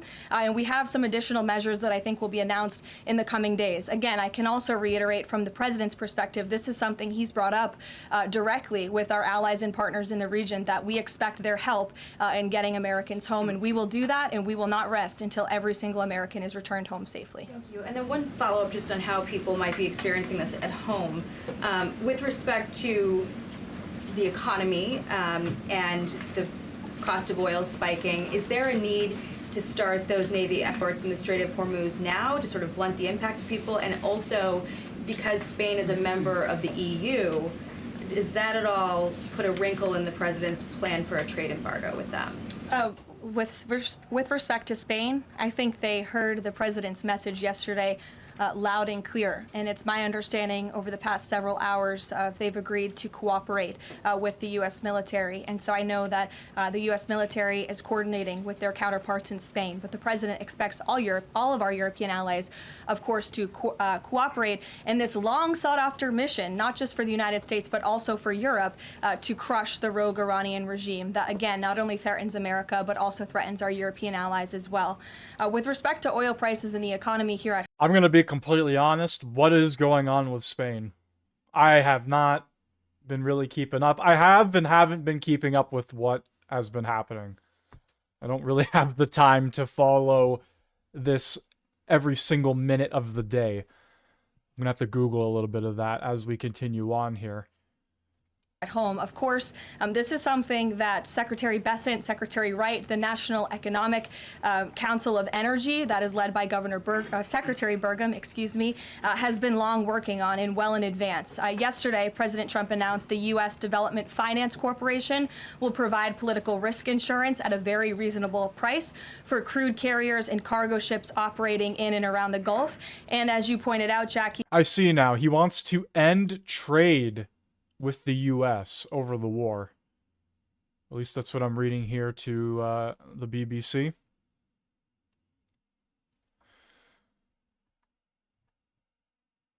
Strong rebuttal to U.S. President Trump's threat to end trade with Spain by restraining his opposition to war. 10-minute televised address reflected on the wars in the Ukraine, Gaza, Iraq more than 20 years ago. He summed it up as a no to war. Trump threatened to impose a full trade embargo on Spain in response to its refusal to allow the U.S. to use the jointly run bases at Moran and Rochefort to strike Iran. Spain has been terrible. They truly are. All right, let's get back to it. The president said, if necessary and when appropriate, the U.S. Navy will begin escorting tankers through the Strait of Hormuz. I think it speaks to why this action was so necessary, that ultimately the energy industry is going to benefit from the president's actions with respect to Iran, because Iran will no longer be controlling the Strait of Hormuz and restricting the free flow of energy, which, as you all know, controls 20% of the world's global oil supply. Sure. Thanks, Caroline. The president said yesterday there wasn't time to make evacuation plans because this all happened so quickly. Given how critical the president has been of the chaotic evacuation from Afghanistan by the last administration 5 years ago, why wasn't there more of a focus on evacuation plans? You know, it's crazy. I was thinking of that literally this morning, just how terrible that evacuation was. That was wild, and they just kind of like completely forgot about it. Joe Biden and his administration they did that and completely forgot about it. That's it. See you later. Okay. From Okay. the Middle East that could have been at least put in place, ready to go before the strikes this weekend? Again, I just laid out for you that there have been plans in place and that the State Department has been very clear to the American people traveling within this region not to travel to these regions. We gave notices to leave immediately the countries where these Americans were within. And unlike the previous administration, we actually have a number. We actually have identified the number of people in the region who have requested help. We are in direct contact and engagement with them. And you have to keep in mind, there's a few thousand people who have requested assistance to come home in comparison to the millions who we understand are in the region. So we will help every single American who wants to come home if they're making that request of the State Department. Americans who called the State Department hotline as recently as last night were being told, we can't help you, you have to make your own plans. Well, the line was updated, and I expect every single person in this room to report on that accurately, so that information can be relayed appropriately to your audiences and to the American people. I think as journalists, you all have a responsibility to let them know that the line has been updated accordingly with the proper guidance, because I saw many people in this room very quick to do selfie videos with the line yesterday, but not so quick to report on the corrected message today. So that is something the administration quickly worked to address, and we have fixed that problem. However, we're also pointing to people to the website, again, to register so that we know exactly where you are. So when there are commercial flights moving into that area, when there are chartered flights moving into that area, we can get Americans on planes as quickly as possible. Do you have any details on how many charter flights have been able to get out of the region so far with Americans on board? I don't have an exact count for you, but I know that we're working on chartering many flights. As soon as we were doing it yesterday, we're doing it again today. And you should not expect us to detail exactly when these flights are taking off for obvious reasons. The Iranians have shown that they are not going to hesitate to target civilians in the region, which is completely intolerable. But for safety and security reasons, we're not going to be broadcasting when flights full of Americans are going to be taking off, obviously. I love how she just fucking called them all out. You were all so quick to take videos with the wrong phone line, but are you going to do it now? Probably not, right? So you better get your asses out there and report it properly. Man, they'll do whatever it takes to spin, right? So it's fucking hilarious when she goes off on them. Danny. At the top there, you said that the Iranian regime is being absolutely crushed. Can you explicitly say then whether or not regime change is a goal of President Trump's operation? The goals of this operation have been made very clear, Danny, and the president has said them in his speech when he launched this operation and released that video in the middle of the night to all of you and to the world.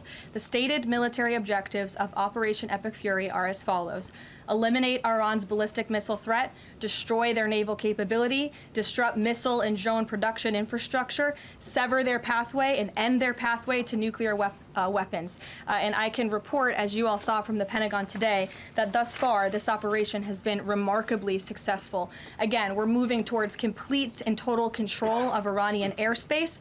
We have continuous 24/7 strike operations ongoing. We've had more than 2,000 targets that have been struck. Nearly 2,000 munitions have been employed. The first 24 hours of this campaign were described nearly as twice the scale of the 2003 shock and awe campaign.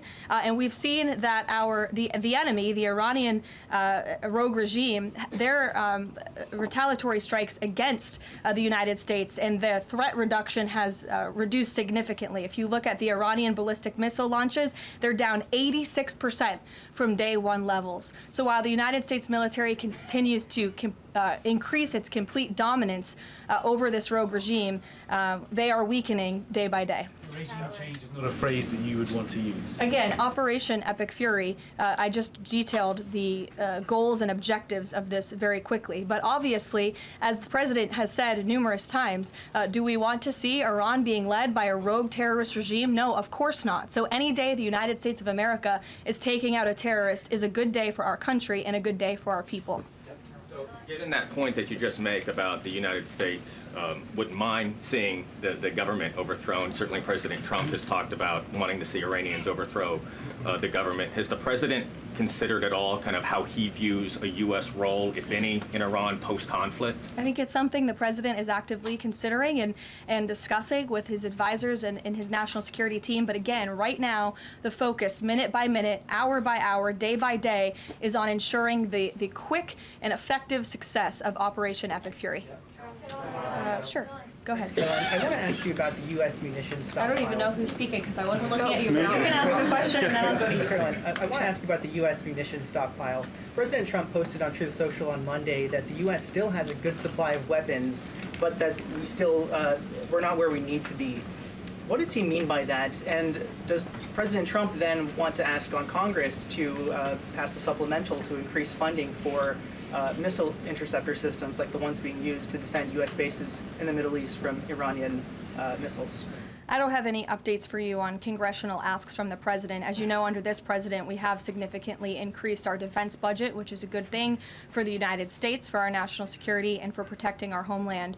With respect to munitions, ammunition, weapon stockpiles, the United States of America has more than enough capability to not only successfully execute Operation Epic Fury, but to go much further. And we have weapon stockpiles in places that many people in this world don't even know about. However, the president in that post was pointing out that, unfortunately, we had a very stupid and incompetent leader in this White House for 4 years who gave away many of our best weapons for nothing, for free, to another country very far away by the name of Ukraine. So the president was pointing out how that was an unwise decision, but nevertheless, don't doubt the strength and the might of the American military.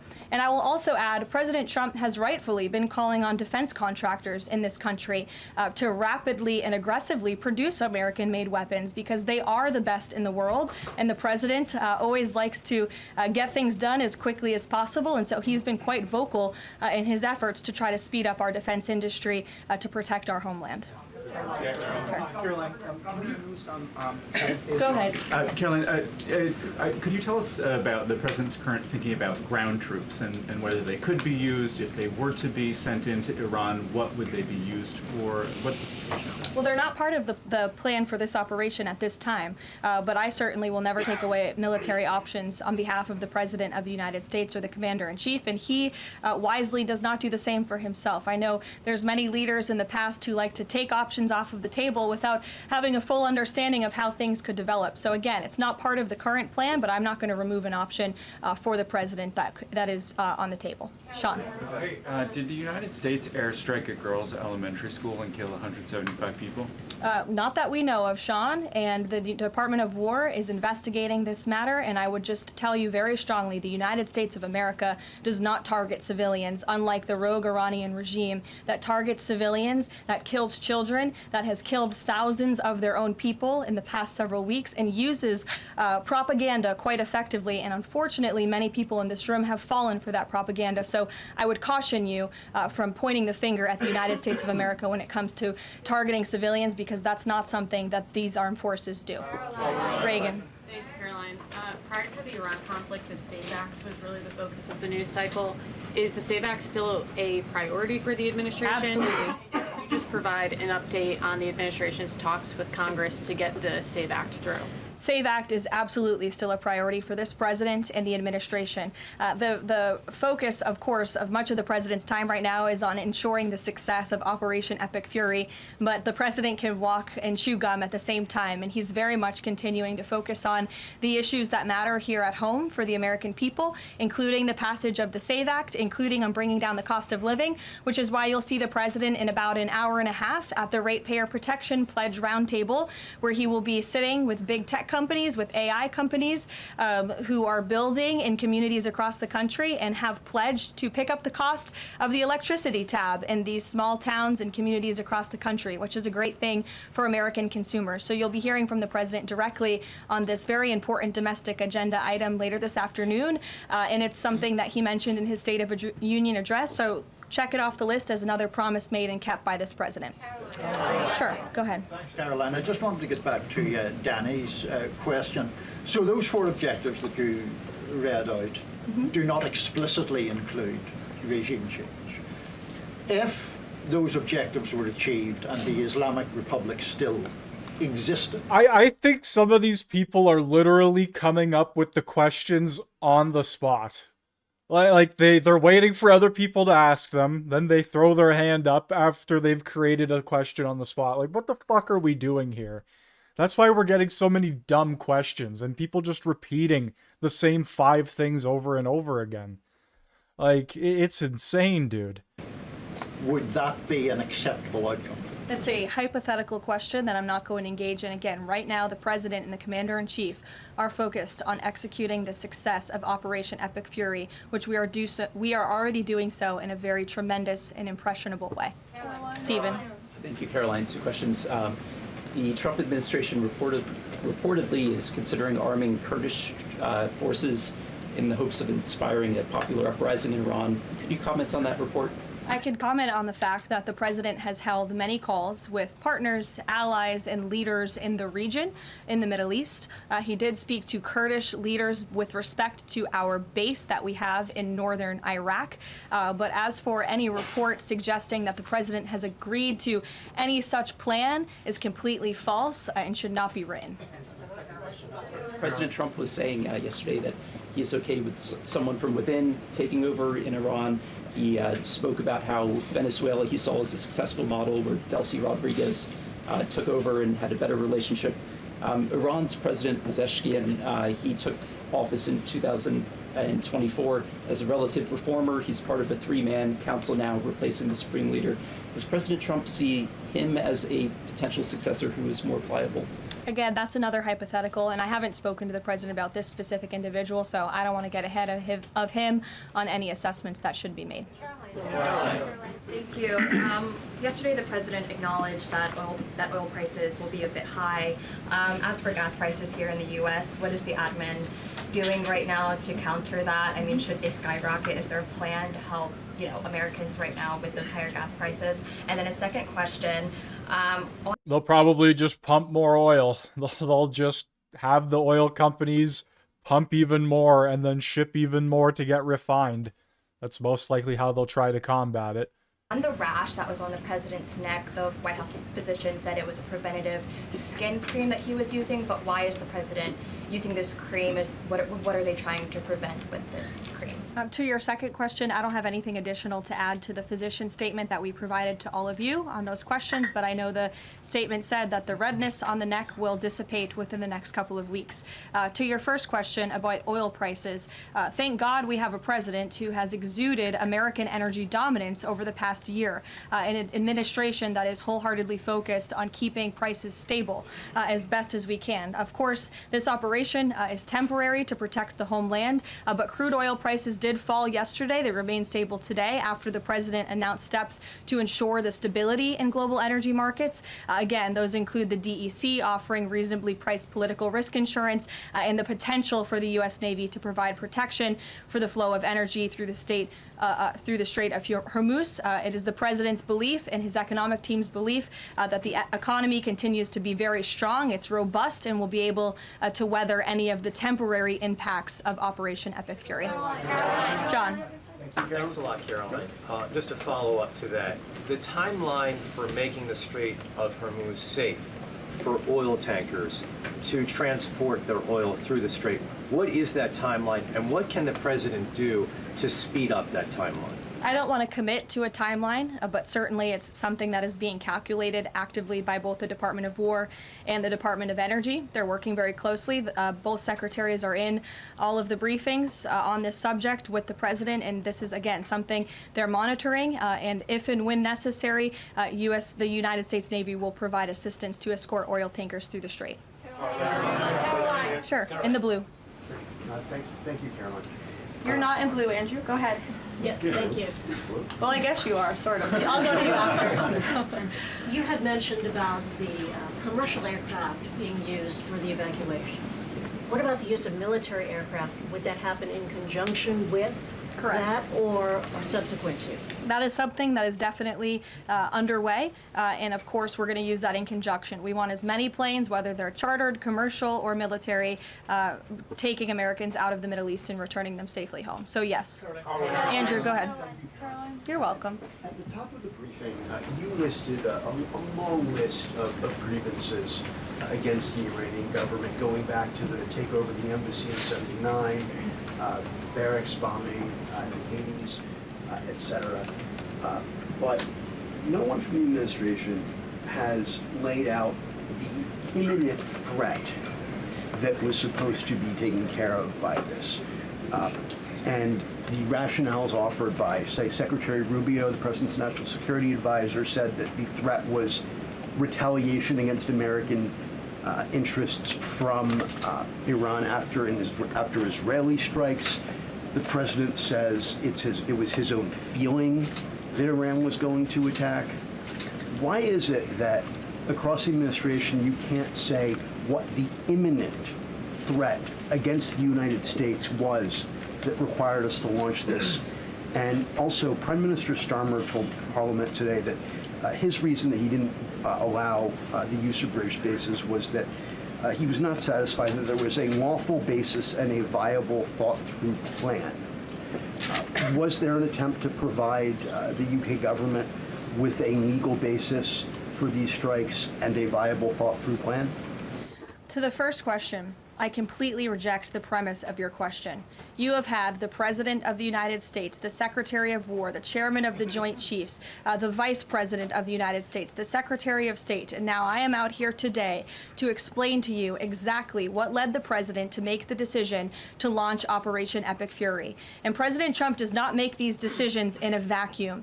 This decision to launch this operation was based on a cumulative effect of various direct threats that Iran posed to the United States of America, and the President's feeling based on fact that Iran does pose an imminent and direct threat to the United States of America, based on the fact that they are the world's leading state sponsor of terrorism, based on the fact that they were rapidly and aggressively building up their ballistic missile program to give themselves immunity within their country alongside their navy, so that inside their country they could continue to create nuclear weapons and nuclear bombs, which would of course pose a risk to Americans in the region and even Americans one day here at home. And then another point on this is the President found that through these extensive, exhaustive, failed negotiations with Iran, that they were hell-bent on death and destruction. So again, the President was not going to be just another president on a very long list who sat back and stood by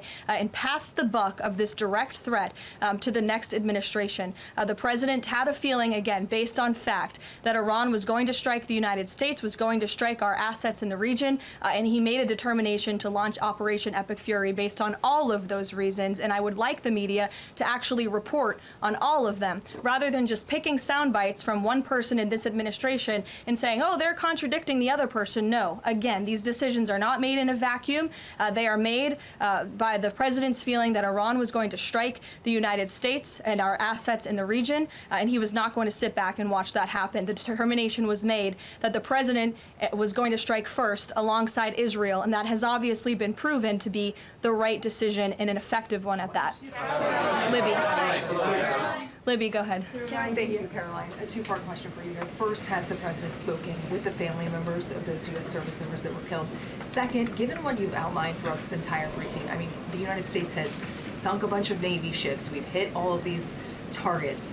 What can Americans expect the goal to be moving forward now that the U.S. has accomplished all of this? What is victory, given we've even taken out Iran's supreme leader? That was an explicit goal. Again, victory will be determined by the Commander-in-Chief once the goals and the objectives that we have repeatedly laid out are fully realized. Again, we just, in the next few hours, will be achieving that dominance over the skies, which means the United States military will be raining missiles and weapons down on Iran to hit these specific targets that have been identified as crucial to take out by the Department of War.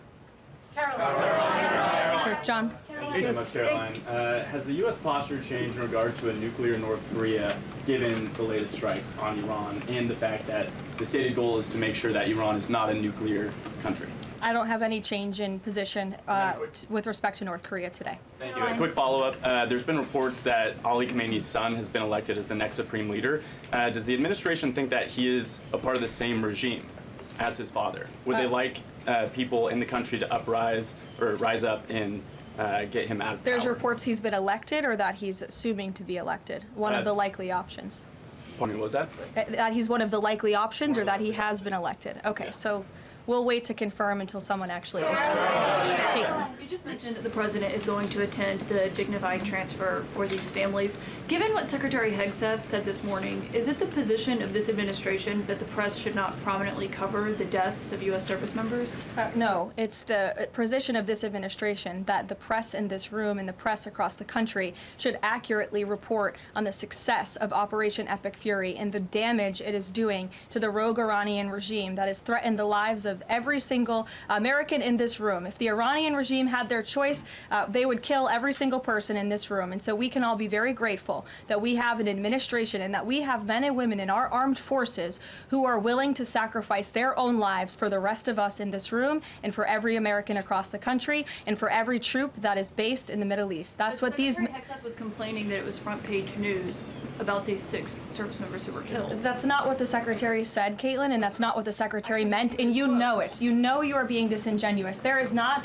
We've never had a Secretary of Defense who cares more... Drones get through or tragic things happen. It's front page news. I get it. The press only wants to make the president look bad. Yeah, As you know, we cover the deaths does, of U.S. service members under every president. The press does only want to make the president look bad. That's a fact. Especially you. No, listen to me. Especially you and especially CNN. And the Secretary of Defense cares deeply about our war fighters and our men and women in uniform. He travels all across this country to meet with them, to connect with them, and your network has hardly ever probably reported on that. You also had the chairman of the Joint Chiefs, Chairman Kane, who's a brave patriot, standing alongside the Secretary at the Pentagon this morning, again expressing his condolences to these families. And I just told you that the President of the United States will be attending their dignified transfer. So please, That's not making the president look bad. That's showcasing that. We expect you to cover that as you should. We expect you to cover that as you should, Caitlin. But you and your network know that you take every single thing this administration says and tries to use it to make the president look bad.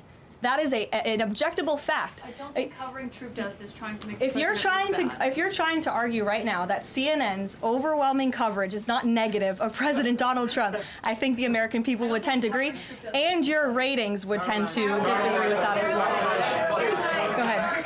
Thank you so much. On the school strike, back to that for a minute.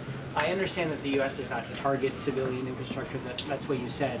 Can you say that there is any evidence right now that it was not a U.S. strike? And then also, you didn't mention Israel in that. Is there any assessment about Israel's potential likely role in that, if at all? Again, the Department of War is currently investigating this matter, but again, I will reaffirm that the Department of War and the United States Armed Forces do not target civilians, as does the Iranian regime, who kill and execute their own people. Christian. Two separate issues, Caroline. First, what can you tell us about the military operation in Ecuador?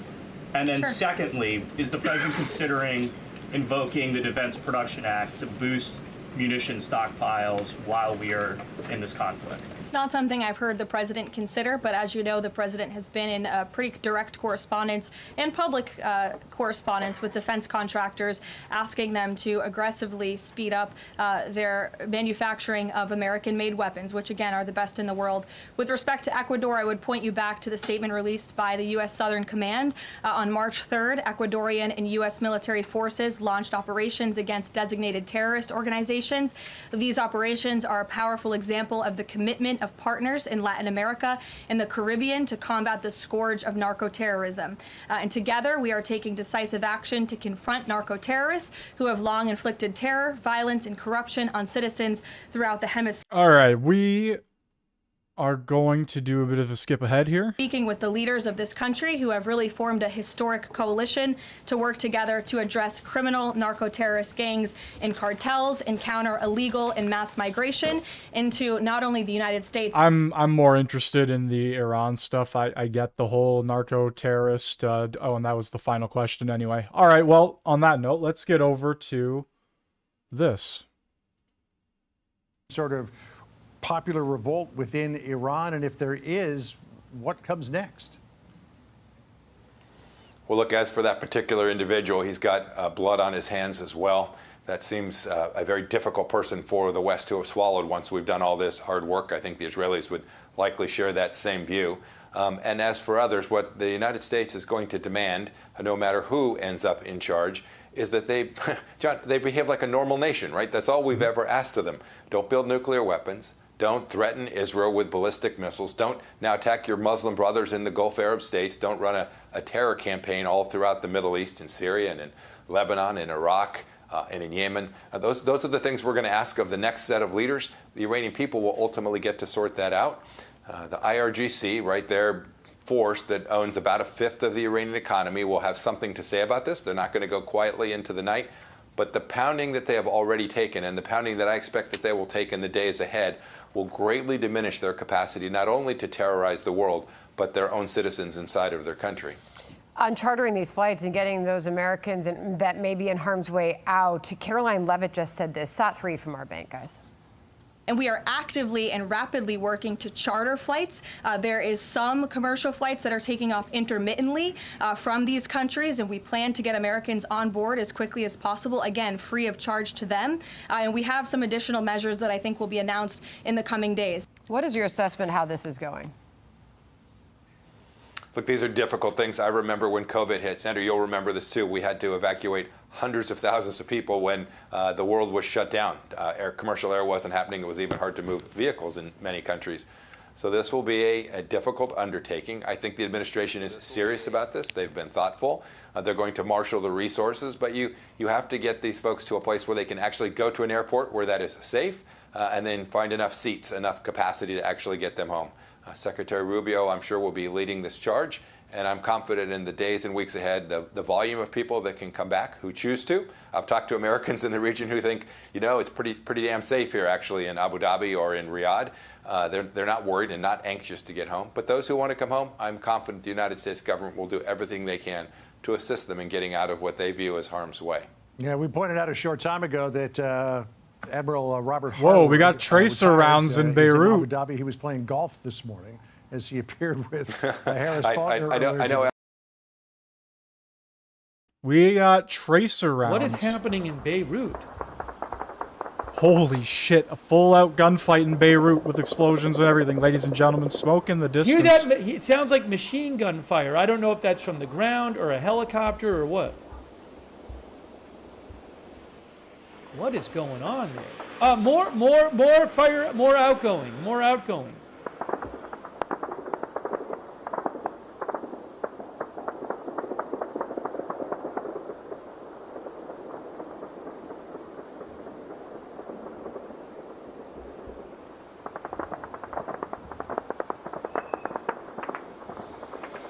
Whoa, explosion! I just saw an explosion. I just saw an explosion on the left side. Explosion on the left side. We just saw it.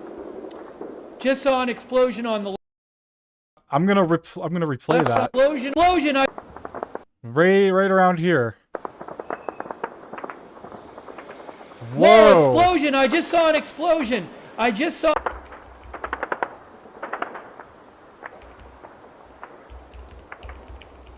Things are kicking off in Beirut, Lebanon right now, ladies and gentlemen. Tracer rounds being shot overhead. Looks like explosions, maybe drones hitting buildings. I have no idea what's going on here.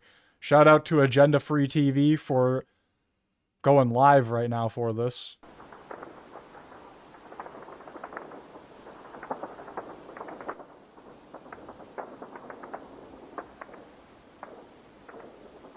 More outgoing fire right now. More outgoing. You can look at them. Wow! Look at all this.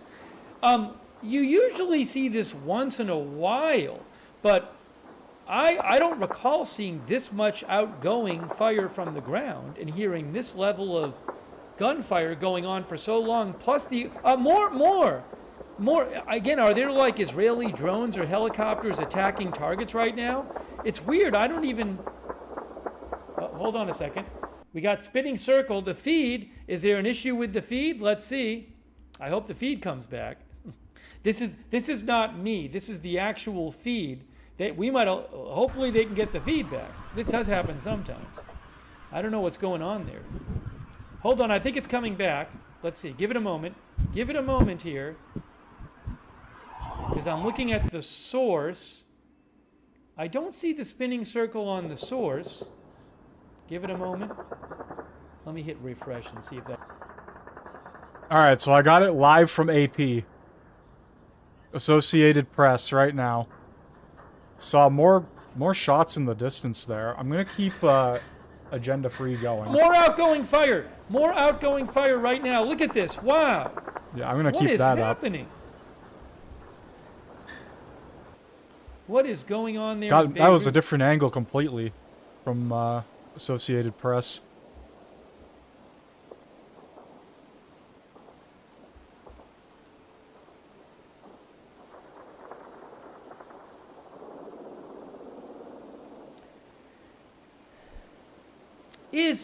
Hey, by the way, is this happening while, is the Hezbollah leader speaking now or something like that? Let me see. We saw an explosion though.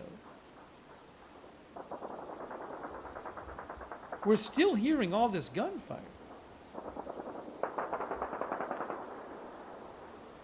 I took myself on the screen because I didn't want to cover the sky.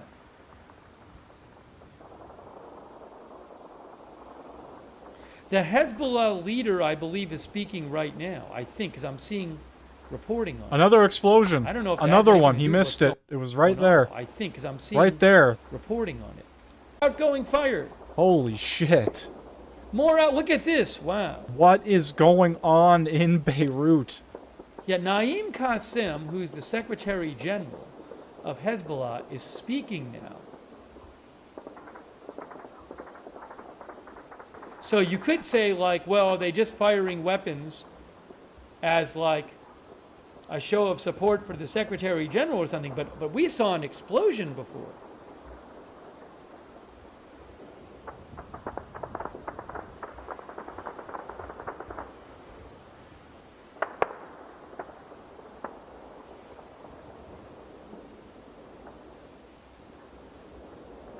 But it is interesting. Again, I'm seeing right now reports of the head of Hezbollah speaking.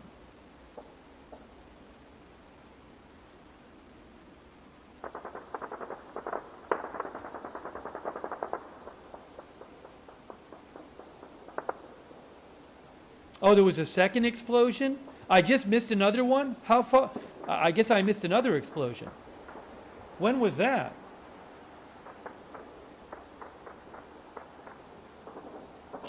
What was the time code on that one? I'd like to go back and show it to you. Does anyone know how long ago it was? Was it a third just happened? I guess I'm missing some explosions here. Trying to keep up with what's going on. Oh, one of our viewers said there's small explosions. Are they tanks or something?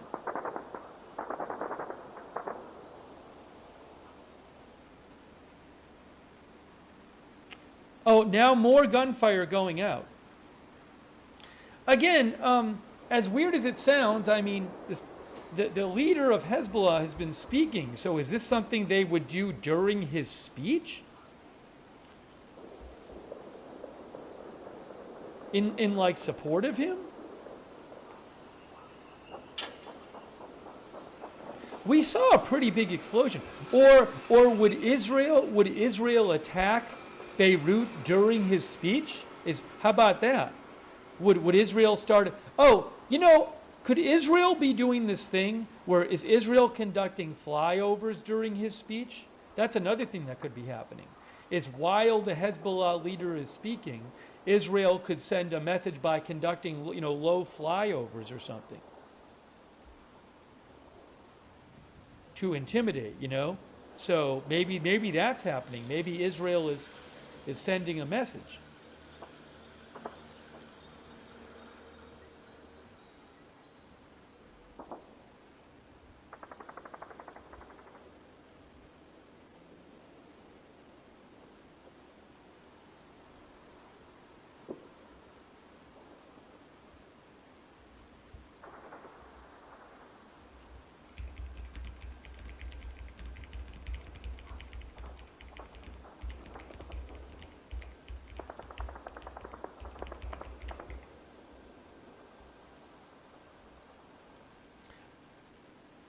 I will go back eventually and try to show you some of those explosions.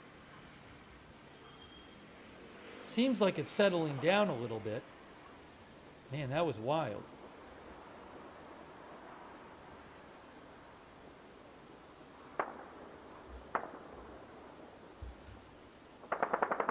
Oh, still hearing it.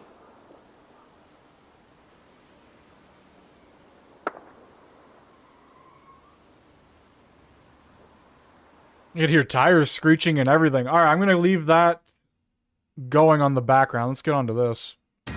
The operation was again launched with clear military objectives designed to dismantle Iran's ability to project power outside of its borders. First, we are targeting and eliminating Iran's ballistic missile systems. Second, we are destroying the Iranian Navy. Third, we're ensuring Iran cannot rapidly rebuild or reconstitute its combat capability or combat power. It was a long and detailed briefing, an update on Operation Epic Fury that wrapped up in the last hour or so. And it's on Iran operations. New Israeli airstrikes are hitting deep inside Iran now. And Israel says it is targeting the Islamic regime's air defenses and missile launch sites. Iran and its proxy Hezbollah terrorists are firing barrages of rockets, drones, and missiles toward civilians in the region. And just this morning, an Israeli Defense Force official told Fox Iran and Hezbollah have started coordinating their attacks. So it's not just giving them money, which we know that that terror state of Iran does with its proxies. Now they're in coordination with one of those terror groups. I'm Harris Faulkner. You are in the Faulkner Focus. Admiral Brad Cooper, head of U.S. Central Command, provided this update on U.S. military action. Now, we're less than 100 hours into this operation, and we've already struck nearly 2,000 targets with more than 2,000 munitions. We have severely degraded Iran's air defenses and destroyed hundreds of Iran's ballistic missiles, launchers, and drones. And in simple terms, we're focused on shooting all the things that can shoot at us.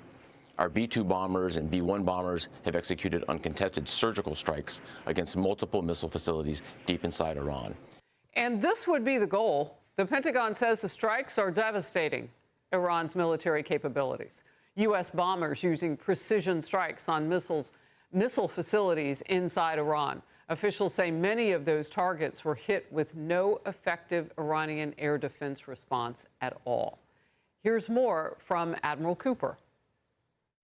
Now, in retaliation, the Iranian regime has launched over 500 ballistic missiles and over 2,000 drones. To be clear, Iran is indiscriminately targeting civilians as they launch these missiles and drones. You've seen it on TV. The evidence is crystal clear and overwhelming. And it's been wave and wave after wave of that. Iranian missiles and drones have hit cities and population centers across the region. So they're not targeting military, they're targeting citizens of their neighbors. And I've been saying this since Saturday. We know that they have hit people who are more than just neutral toward them. Israeli and U.S. air defenses continue to intercept many of those incoming. But some are still making it through. Iran's regime is targeting diplomatic sites in the region. A CIA station at the U.S. Embassy compound in Riyadh was hit, and an Iranian drone strike hit near the U.S. consulate in Dubai. So far, no reports of any American injuries.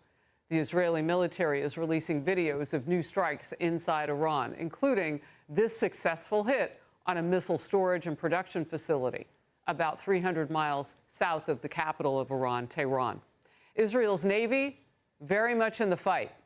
The IDF says this video shows Israel defenses successfully intercepting a drone launched from western Lebanon.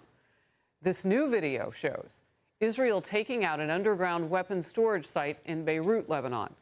The strike hit a Hezbollah facility below the city, part of a series of attacks on Hezbollah infrastructure in that Lebanese capital over the past day.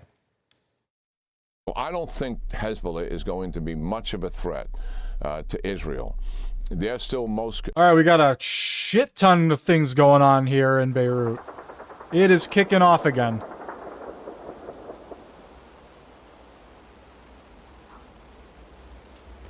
I'm going to hide for a second so you can see the sky back there.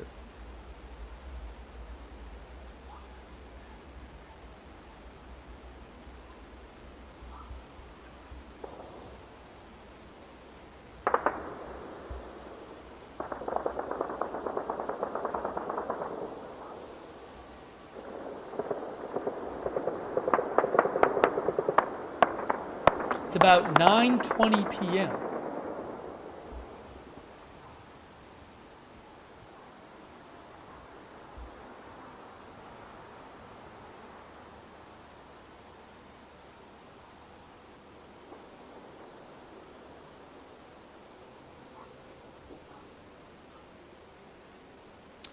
The leader of Hezbollah a couple minutes ago said what Israel did after the rocket launch was not a response, but rather a premeditated act of aggression. So a few days ago, Hezbollah launched rockets at Israel for the first time in like over a year. And then Israel after that began a multi-day campaign against Hezbollah in Lebanon. Oh, Al Arabiya, breaking update. Al Arabiya 3 minutes ago says Israel airstrikes target Beirut southern suburbs. And I believe you're looking at the southern suburbs. So Al Arabiya says that Israel in recent minutes has launched airstrikes in Beirut. They said their correspondent was there and saw it.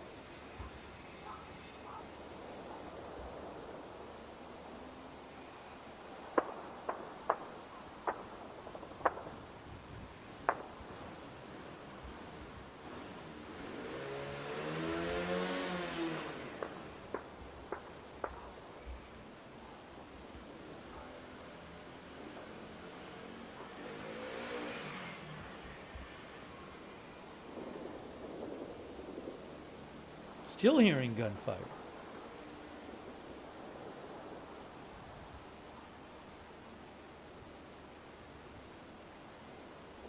Is it settling down? No, still hearing it. The leader of Hezbollah is still speaking, by the way. Now, I don't know if I see his speech being televised. I don't know if he is live or if it's recorded speech, but he is speaking.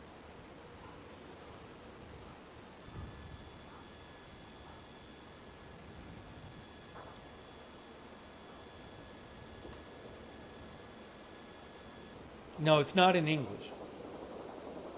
All right, so while this is going on, we have the House here debating the military action in Iran. Of employment because of the race, color, religion, sex, including marital or parental status, sexual orientation, gender identity, disability, age, or national origin of such individual. Okay, well they were supposed to be debating that. I don't know what they're actually talking about then. We're gonna head back over here. I'll have to look at Flight Radar. I mean, I've seen situations where they land planes in Beirut shortly after airstrikes. So I don't know if they would divert, if they're diverting air traffic during this or not.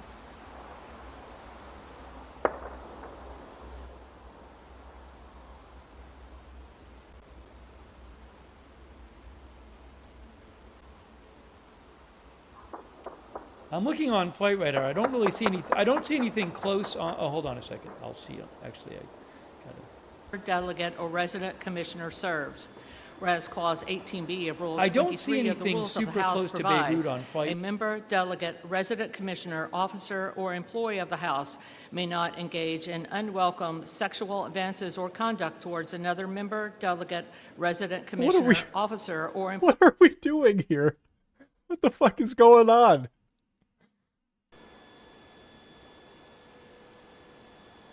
No, this is live. I don't really understand the people who are live truthers, who say this is old. It's not. I mean, it's live video from AFP.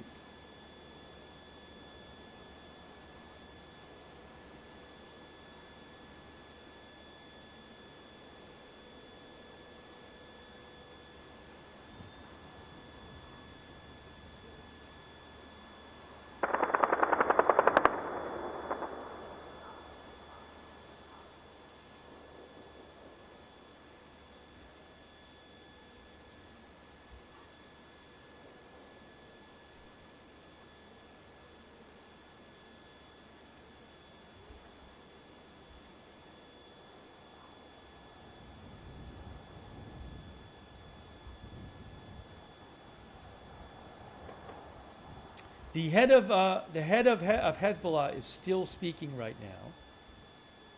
The gunfire seems to have died down a bit.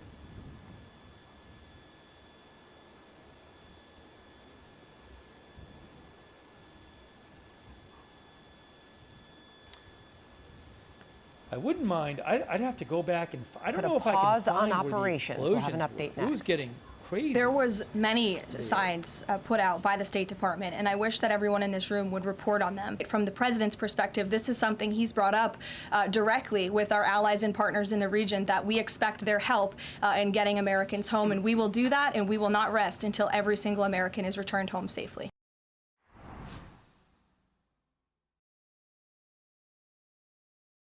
Looking to extend your growing season? We got trolled. All right, we'll go back to this.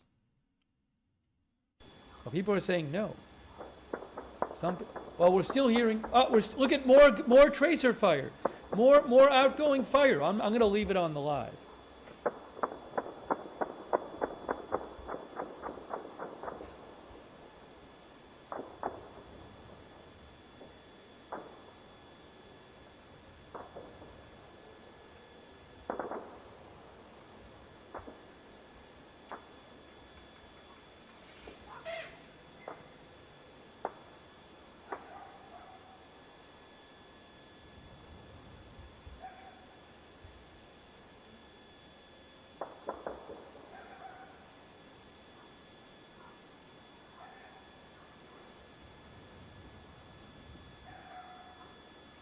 Yeah, there's a flight that's supposed to land in Beirut in a half an hour.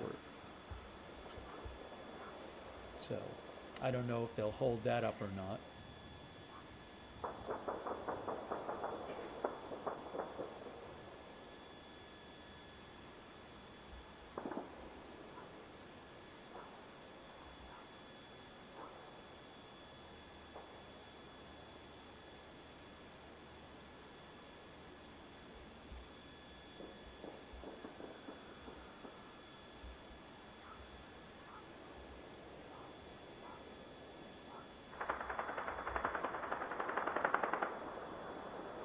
I just saw a little flash, not a big explosion.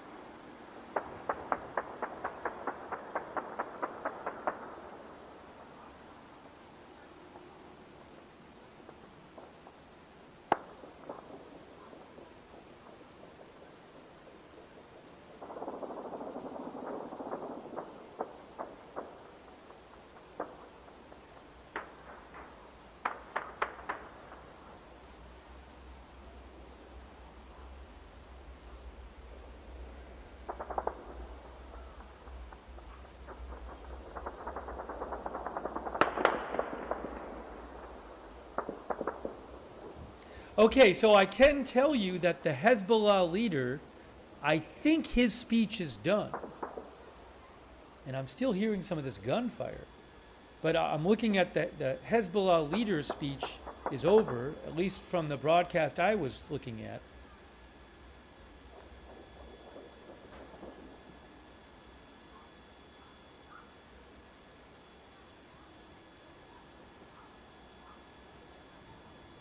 Has it? Oh, still going on.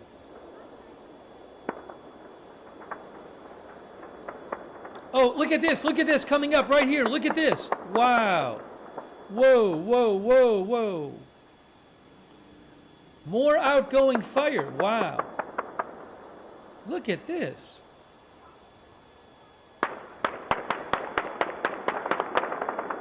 Whoa.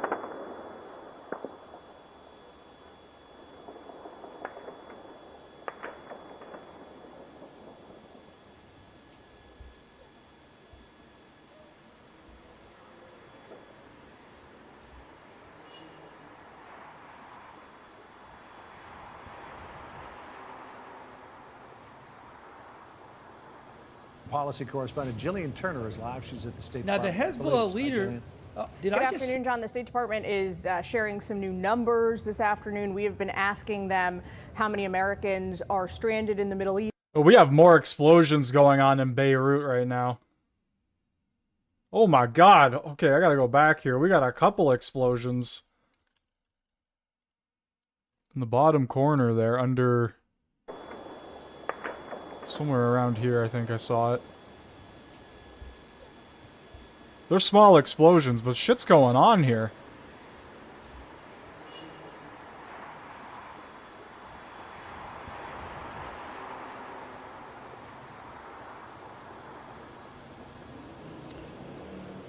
Now, the Hezbollah leader, did I just see a little flash on the top right there?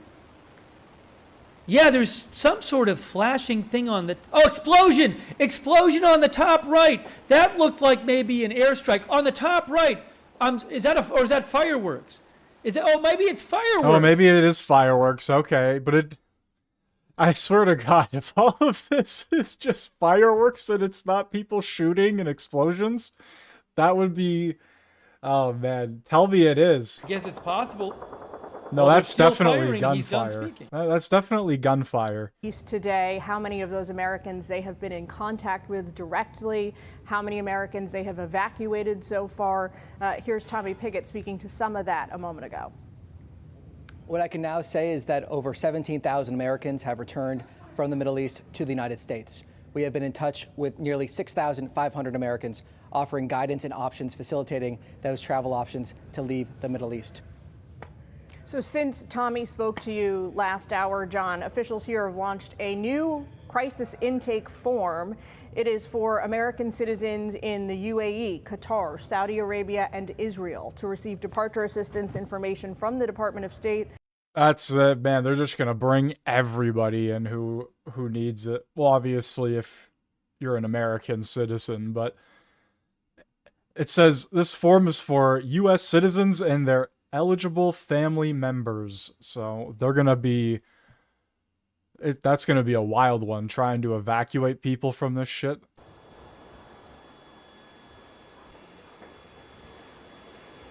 Let me see something here.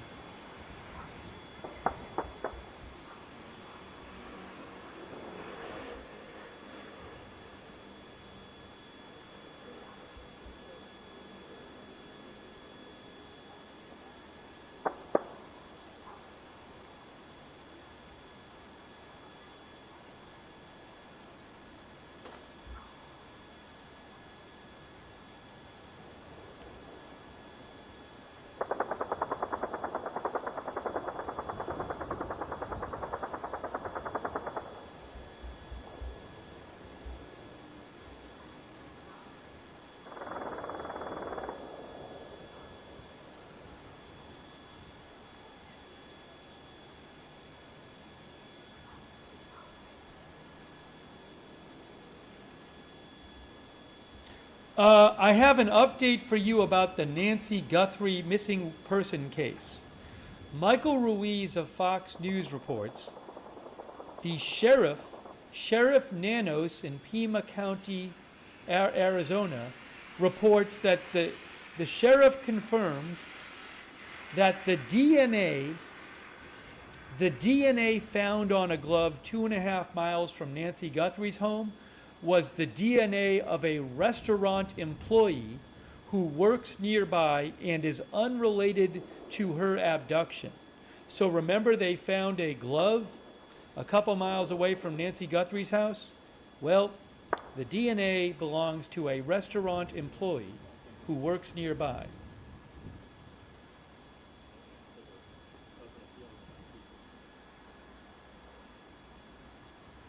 That is from Michael Ruiz of Fox News.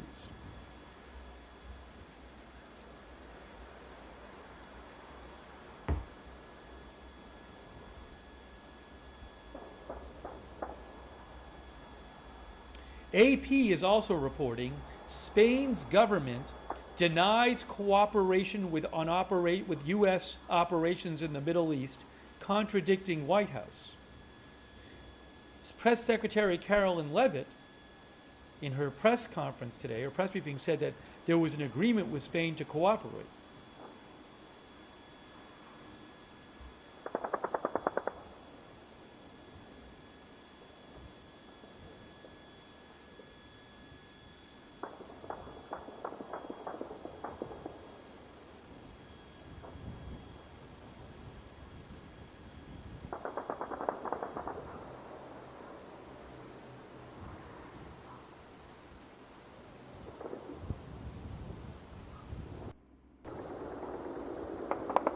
Still a lot of gunfire. Listen to this.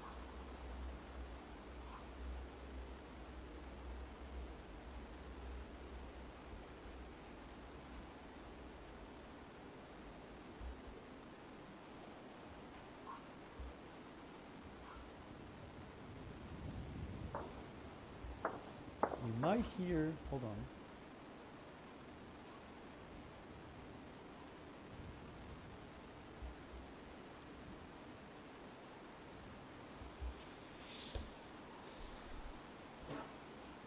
I want to take a second, and we've been busy since we came on the air. Well, hold on. I don't want to talk over the sound.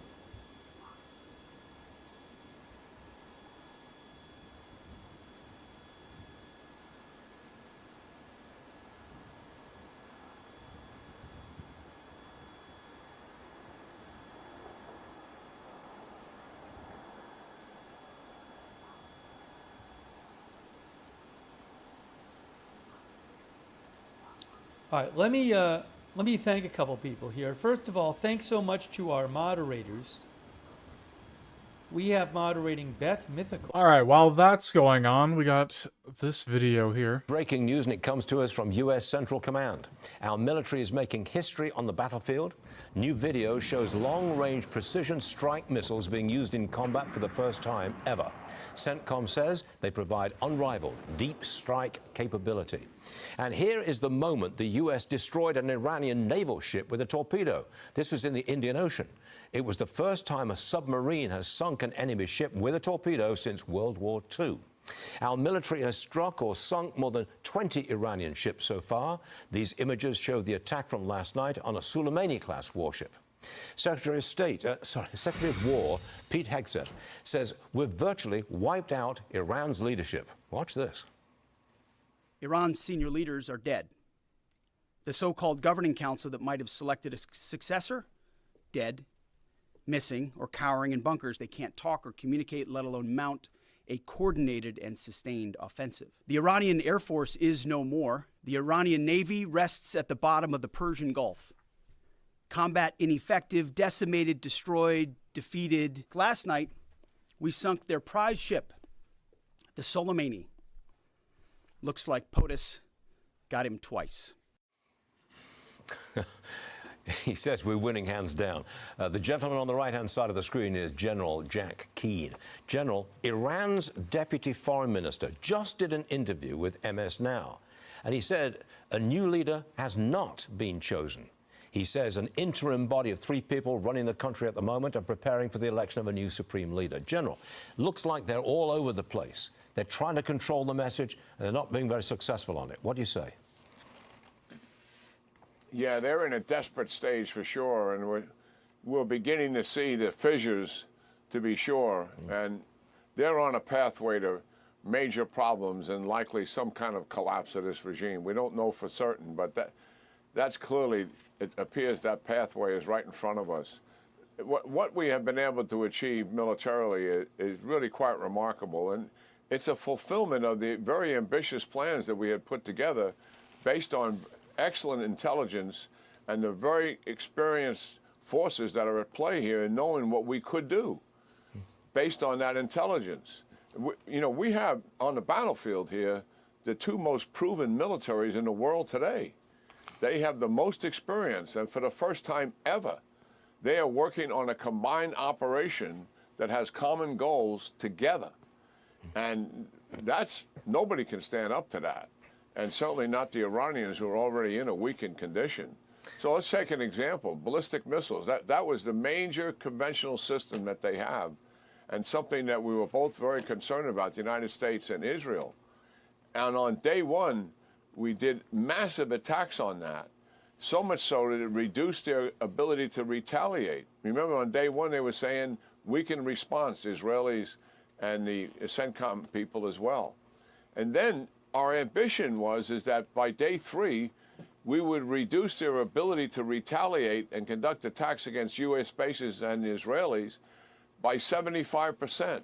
That is exactly retaliation diminishment that we achieved on day 3. Now it's up, according to the briefing we just heard by Chairman Kaine and Secretary Hegseth, somewhere around 86%. Well, that's just an example.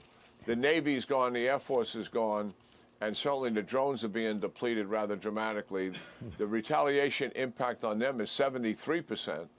And on missile penetration and drone penetration, it's down around 10%.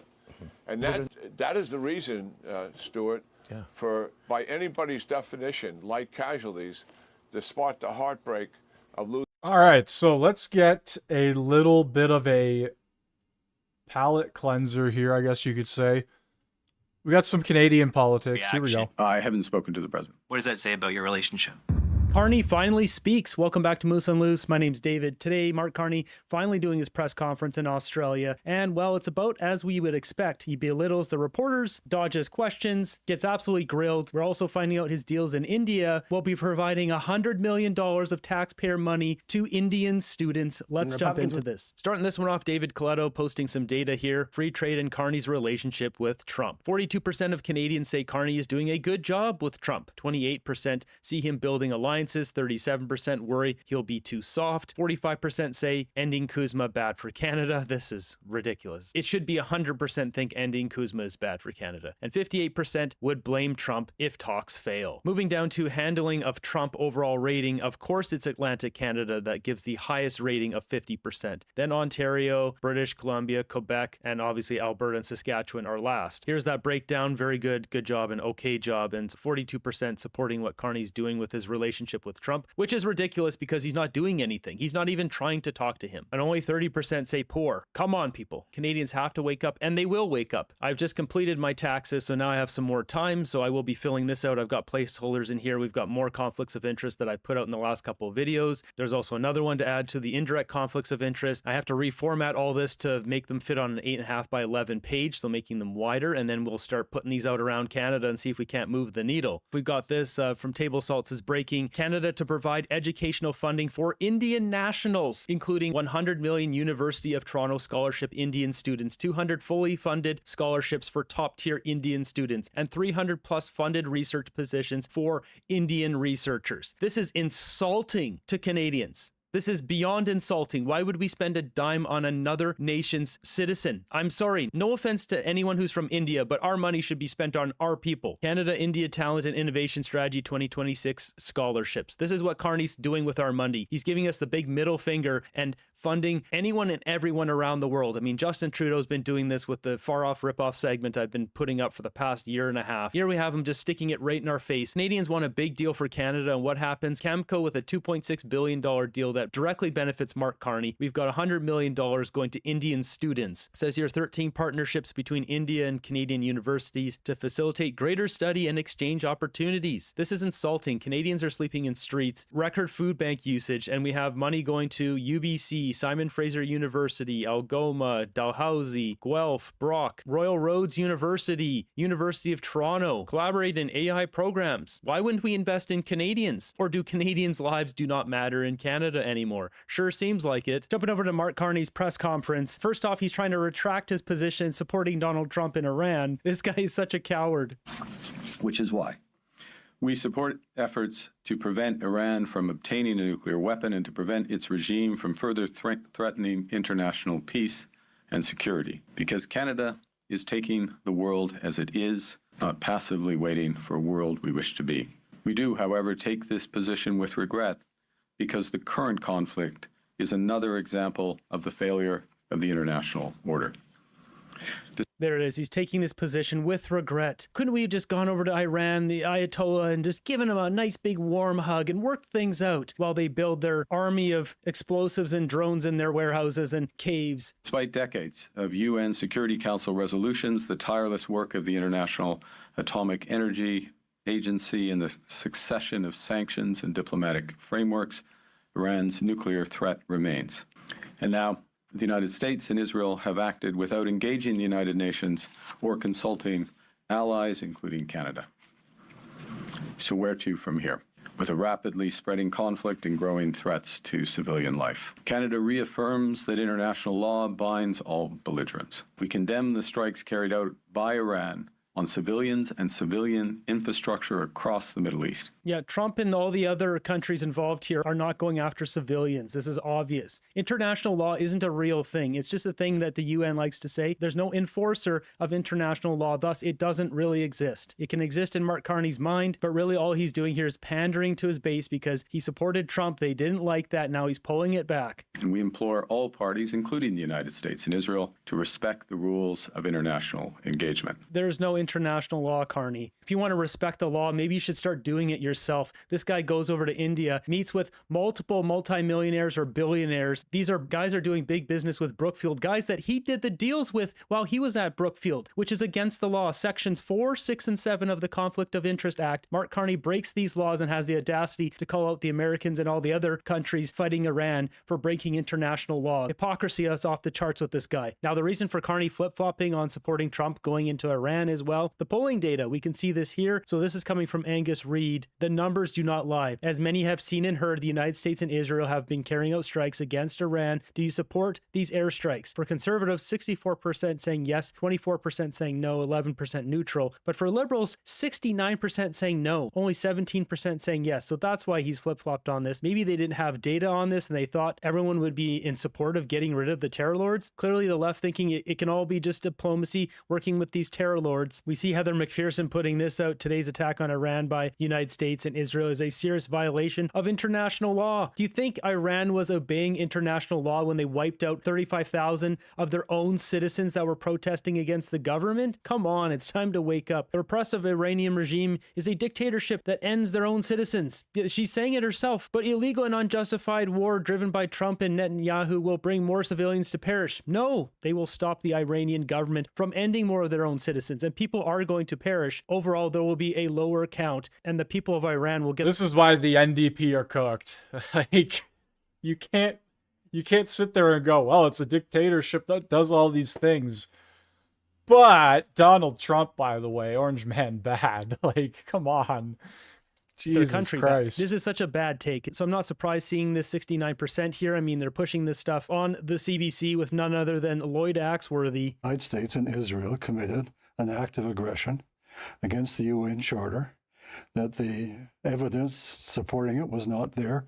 There was no imminent threat. There's, as Mr. Trump said, he had some intuition there might be. And thirdly, I think it is setting a bad precedent. What is this guy talking about? There's videos all over social media of people in Iran, protesters, protesting the government getting ended all over the streets. There's no evidence of them doing anything wrong. This guy's insane. One thing that I think Canadian diplomacy over the years has always understood, that our best security is at putting sort of guardrails, sort of ways of stopping big powers from throwing their weight around. And no one is bigger threat right now throwing his weight around than Donald Trump in the United States. United States and Israel. Oh, please. Another Order of Canada bonehead here. Lloyd Axworthy, Laurentian elite, so hoity-toity, lives in his own fantasy land. This guy should go live in Iran and see what it's really like under that repressive regime. Moving ahead here, Mark Carney goes into full-blown panic mode when he gets asked hard questions here, finally, from these reporters. As Juno News clipping this one, PM Carney belittles a reporter for asking if he believes India is still interfering in Canada. I don't know how liberals can support this guy. The way he treats reporters, especially female reporters, is quite deplorable. You have outlined what steps Canada is doing to protect citizens from foreign interference and in transnational repression, but a lot of confusion exists, including within your own cabinet, about what Canada thinks India is doing. So I'm hoping that you can clarify in a yes or no way. Do you agree with your own government official, yes or no, who suggested India is no longer actively interfering in Canada's democratic process and that Indian agents are no longer involved in murders and extortions within Canada? Yes or no? Well, I'm not sure that's an exact quote. That is what he suggested. That's not a quote.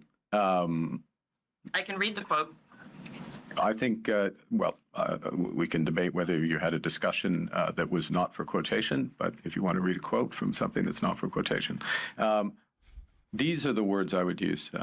This guy's unbelievable. He doesn't want to answer this question, so belittling the reporter is the easiest next best option. You notice too, he laughs at her. It does a little smirk as she's asking the question. Right here, see this little cheeky little Grinch smile he gets? A yes or no way. Do you agree? Look, he's laughing because he's like, yeah, you're not getting a yes or a no out of me. I'm Mr. Banker. I call the shots around here, you little peon. That's what he's thinking. Words I would use, and it's important. I would not use those words. Okay, first point. Secondly, our approach, as I said in response to the first question, is one of, apologies, the second question, is one of vigilance and engagement. And we have made progress, but regardless of the progress that has been made, it is our responsibility to have both aspects. First and foremost, to be vigilant. Okay, vigilant in terms of tightening the laws, vigilant ensuring that we have the right resources at the security level, at the police level, in terms of the coordination, vigilant in ensuring that those resources are active, vigilant in ensuring that we are using all sources of intelligence to direct resources to protect Canadians. And then alongside that, to be engaged with countries so that if and when there are issues or even a sense of issues that we are raising them, engagement at the level of national security, engagement at the level of defense, engagement at the level of police, engagement at the political This is just all word salad, just deflecting the question. He doesn't want to answer it. level. All of those. And if you look at the record, if I may just finish on this, of this government in less than a year, 6 major crime bills, many of which address specifically these issues. Crime bills that haven't gone through the House of Commons. This guy is a clown. Thousands of new resources being put in the RCMP and border security. Huge technical resources also being put in place. That's an odd way to put it, but physical resources in terms of surveillance. And re-engagement, including at the national security level and the political level, so that we can address these issues actually, in other words, today and prospectively, so that prevention is there as well as redress. Thank you. Next question. Yeah, this guy's slithering his way out of this, but it just gets worse. What was President Trump's reaction to you supporting the airstrikes on Iran? I haven't spoken to the president. What does that say about your relationship? The president's been, I don't think it says anything, to be honest. Did you receive nothing from the American? Look, we take a position. Let me just make a clear point. Uh-oh, Carney's about to snap here. He doesn't like that he's getting called. Holy shit, he got angry. He did not like that one. Wow. He's got an issue. This guy does not like being confronted at all. He's an absolute weasel. I can't believe this man. It's insane. His negotiation skills suck. Let's just call it as it is. This guy said he was Mr. Master Negotiator that could handle Donald Trump. We took a position. Not asking for something. We took a position because we view the nuclear threat and the export of terrorism of Iran over decades as one of the gravest threats to international peace and security. And the Americans and the Israelis haven't taken this action in that limited sense. We supported that aspect. That is not a blank check. That is not us participating. That is not us asking for something in exchange for that. None of that's true. That is just a straight up position. We should be supporting the Americans, the Israelis, the Germans, all of them out there. We don't need to be sending, planes we don't have over there, but there's different ways we could be supporting the efforts right now to clear out the terror lords in Iran. They don't want to do that because the Liberals have been housing the terror lord senior officials in Canada for years now. It's become a safe haven for these guys to live in. So look at this. There's a follow-up here. He doesn't know what to say to this. Abigail Beeman, CTV News. I still have not heard a clear answer as to whether you believe India is still actively involved in foreign interference. And if you would not use those words of the government official, will there be consequences for that official? There will not be consequences for those officials. Look, there are... Today, Junior, spit it out. In terms of vigilance and monitoring, which we do actively, He's and cooked. on which I receive regular briefings. there are aspects of those briefings that I can't share in public, and I'm not going to betray them. Yes, you can. You're the prime minister. Of course you can share that. You get to choose what information gets put out and what doesn't get put out. You can't just say, oh, I can't talk about this. This guy thinks we're dumb. We know what's going on here, Carney. Spit it out. Will tell you that there is progress on these issues, and that progress is a product, in my judgment, it's a product of the resources we're putting in. It's a product of the... This is just a word salad. This guy went to India, broke conflict of interest law multiple times, meeting with a couple different people that we know of. Could be a lot more. Now he's in Australia. Is he breaking the laws over and over and over again? He doesn't want to answer to these questions. He doesn't want to answer anything. It's so typical of him. All right, let's end off the stream with a bit more of agenda free. Let's see what's going on in Beirut very quickly, and I'm probably going to call it very soon. We'll see.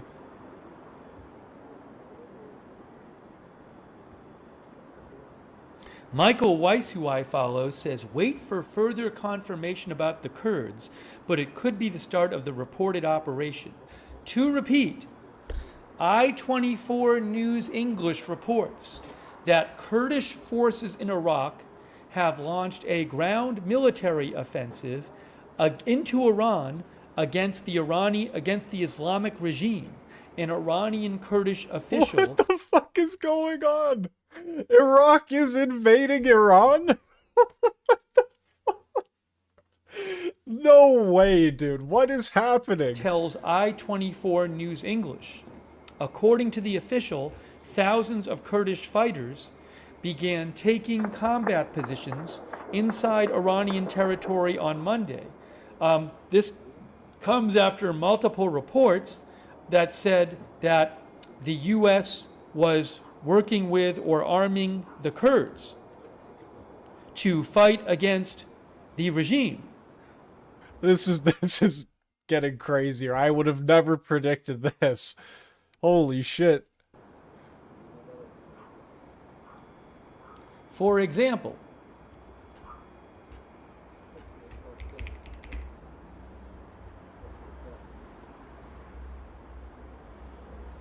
NBC News today, Trump officials consider arming Kurdish opposition against Iran's regime.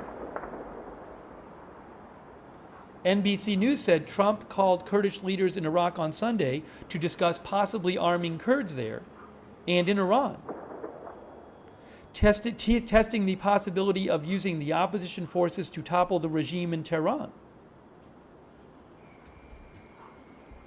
CNN reported yesterday CIA is working to arm Kurdish forces to spark uprising in Iran.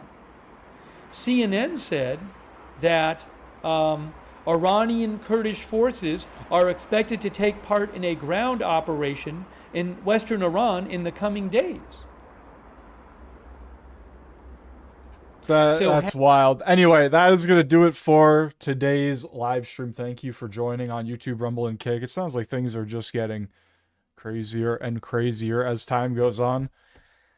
By tomorrow, we'll most likely have Iraq forces invading Iran, fighting the Islamists. I don't fucking know what's going on anymore. Shit happens so quickly.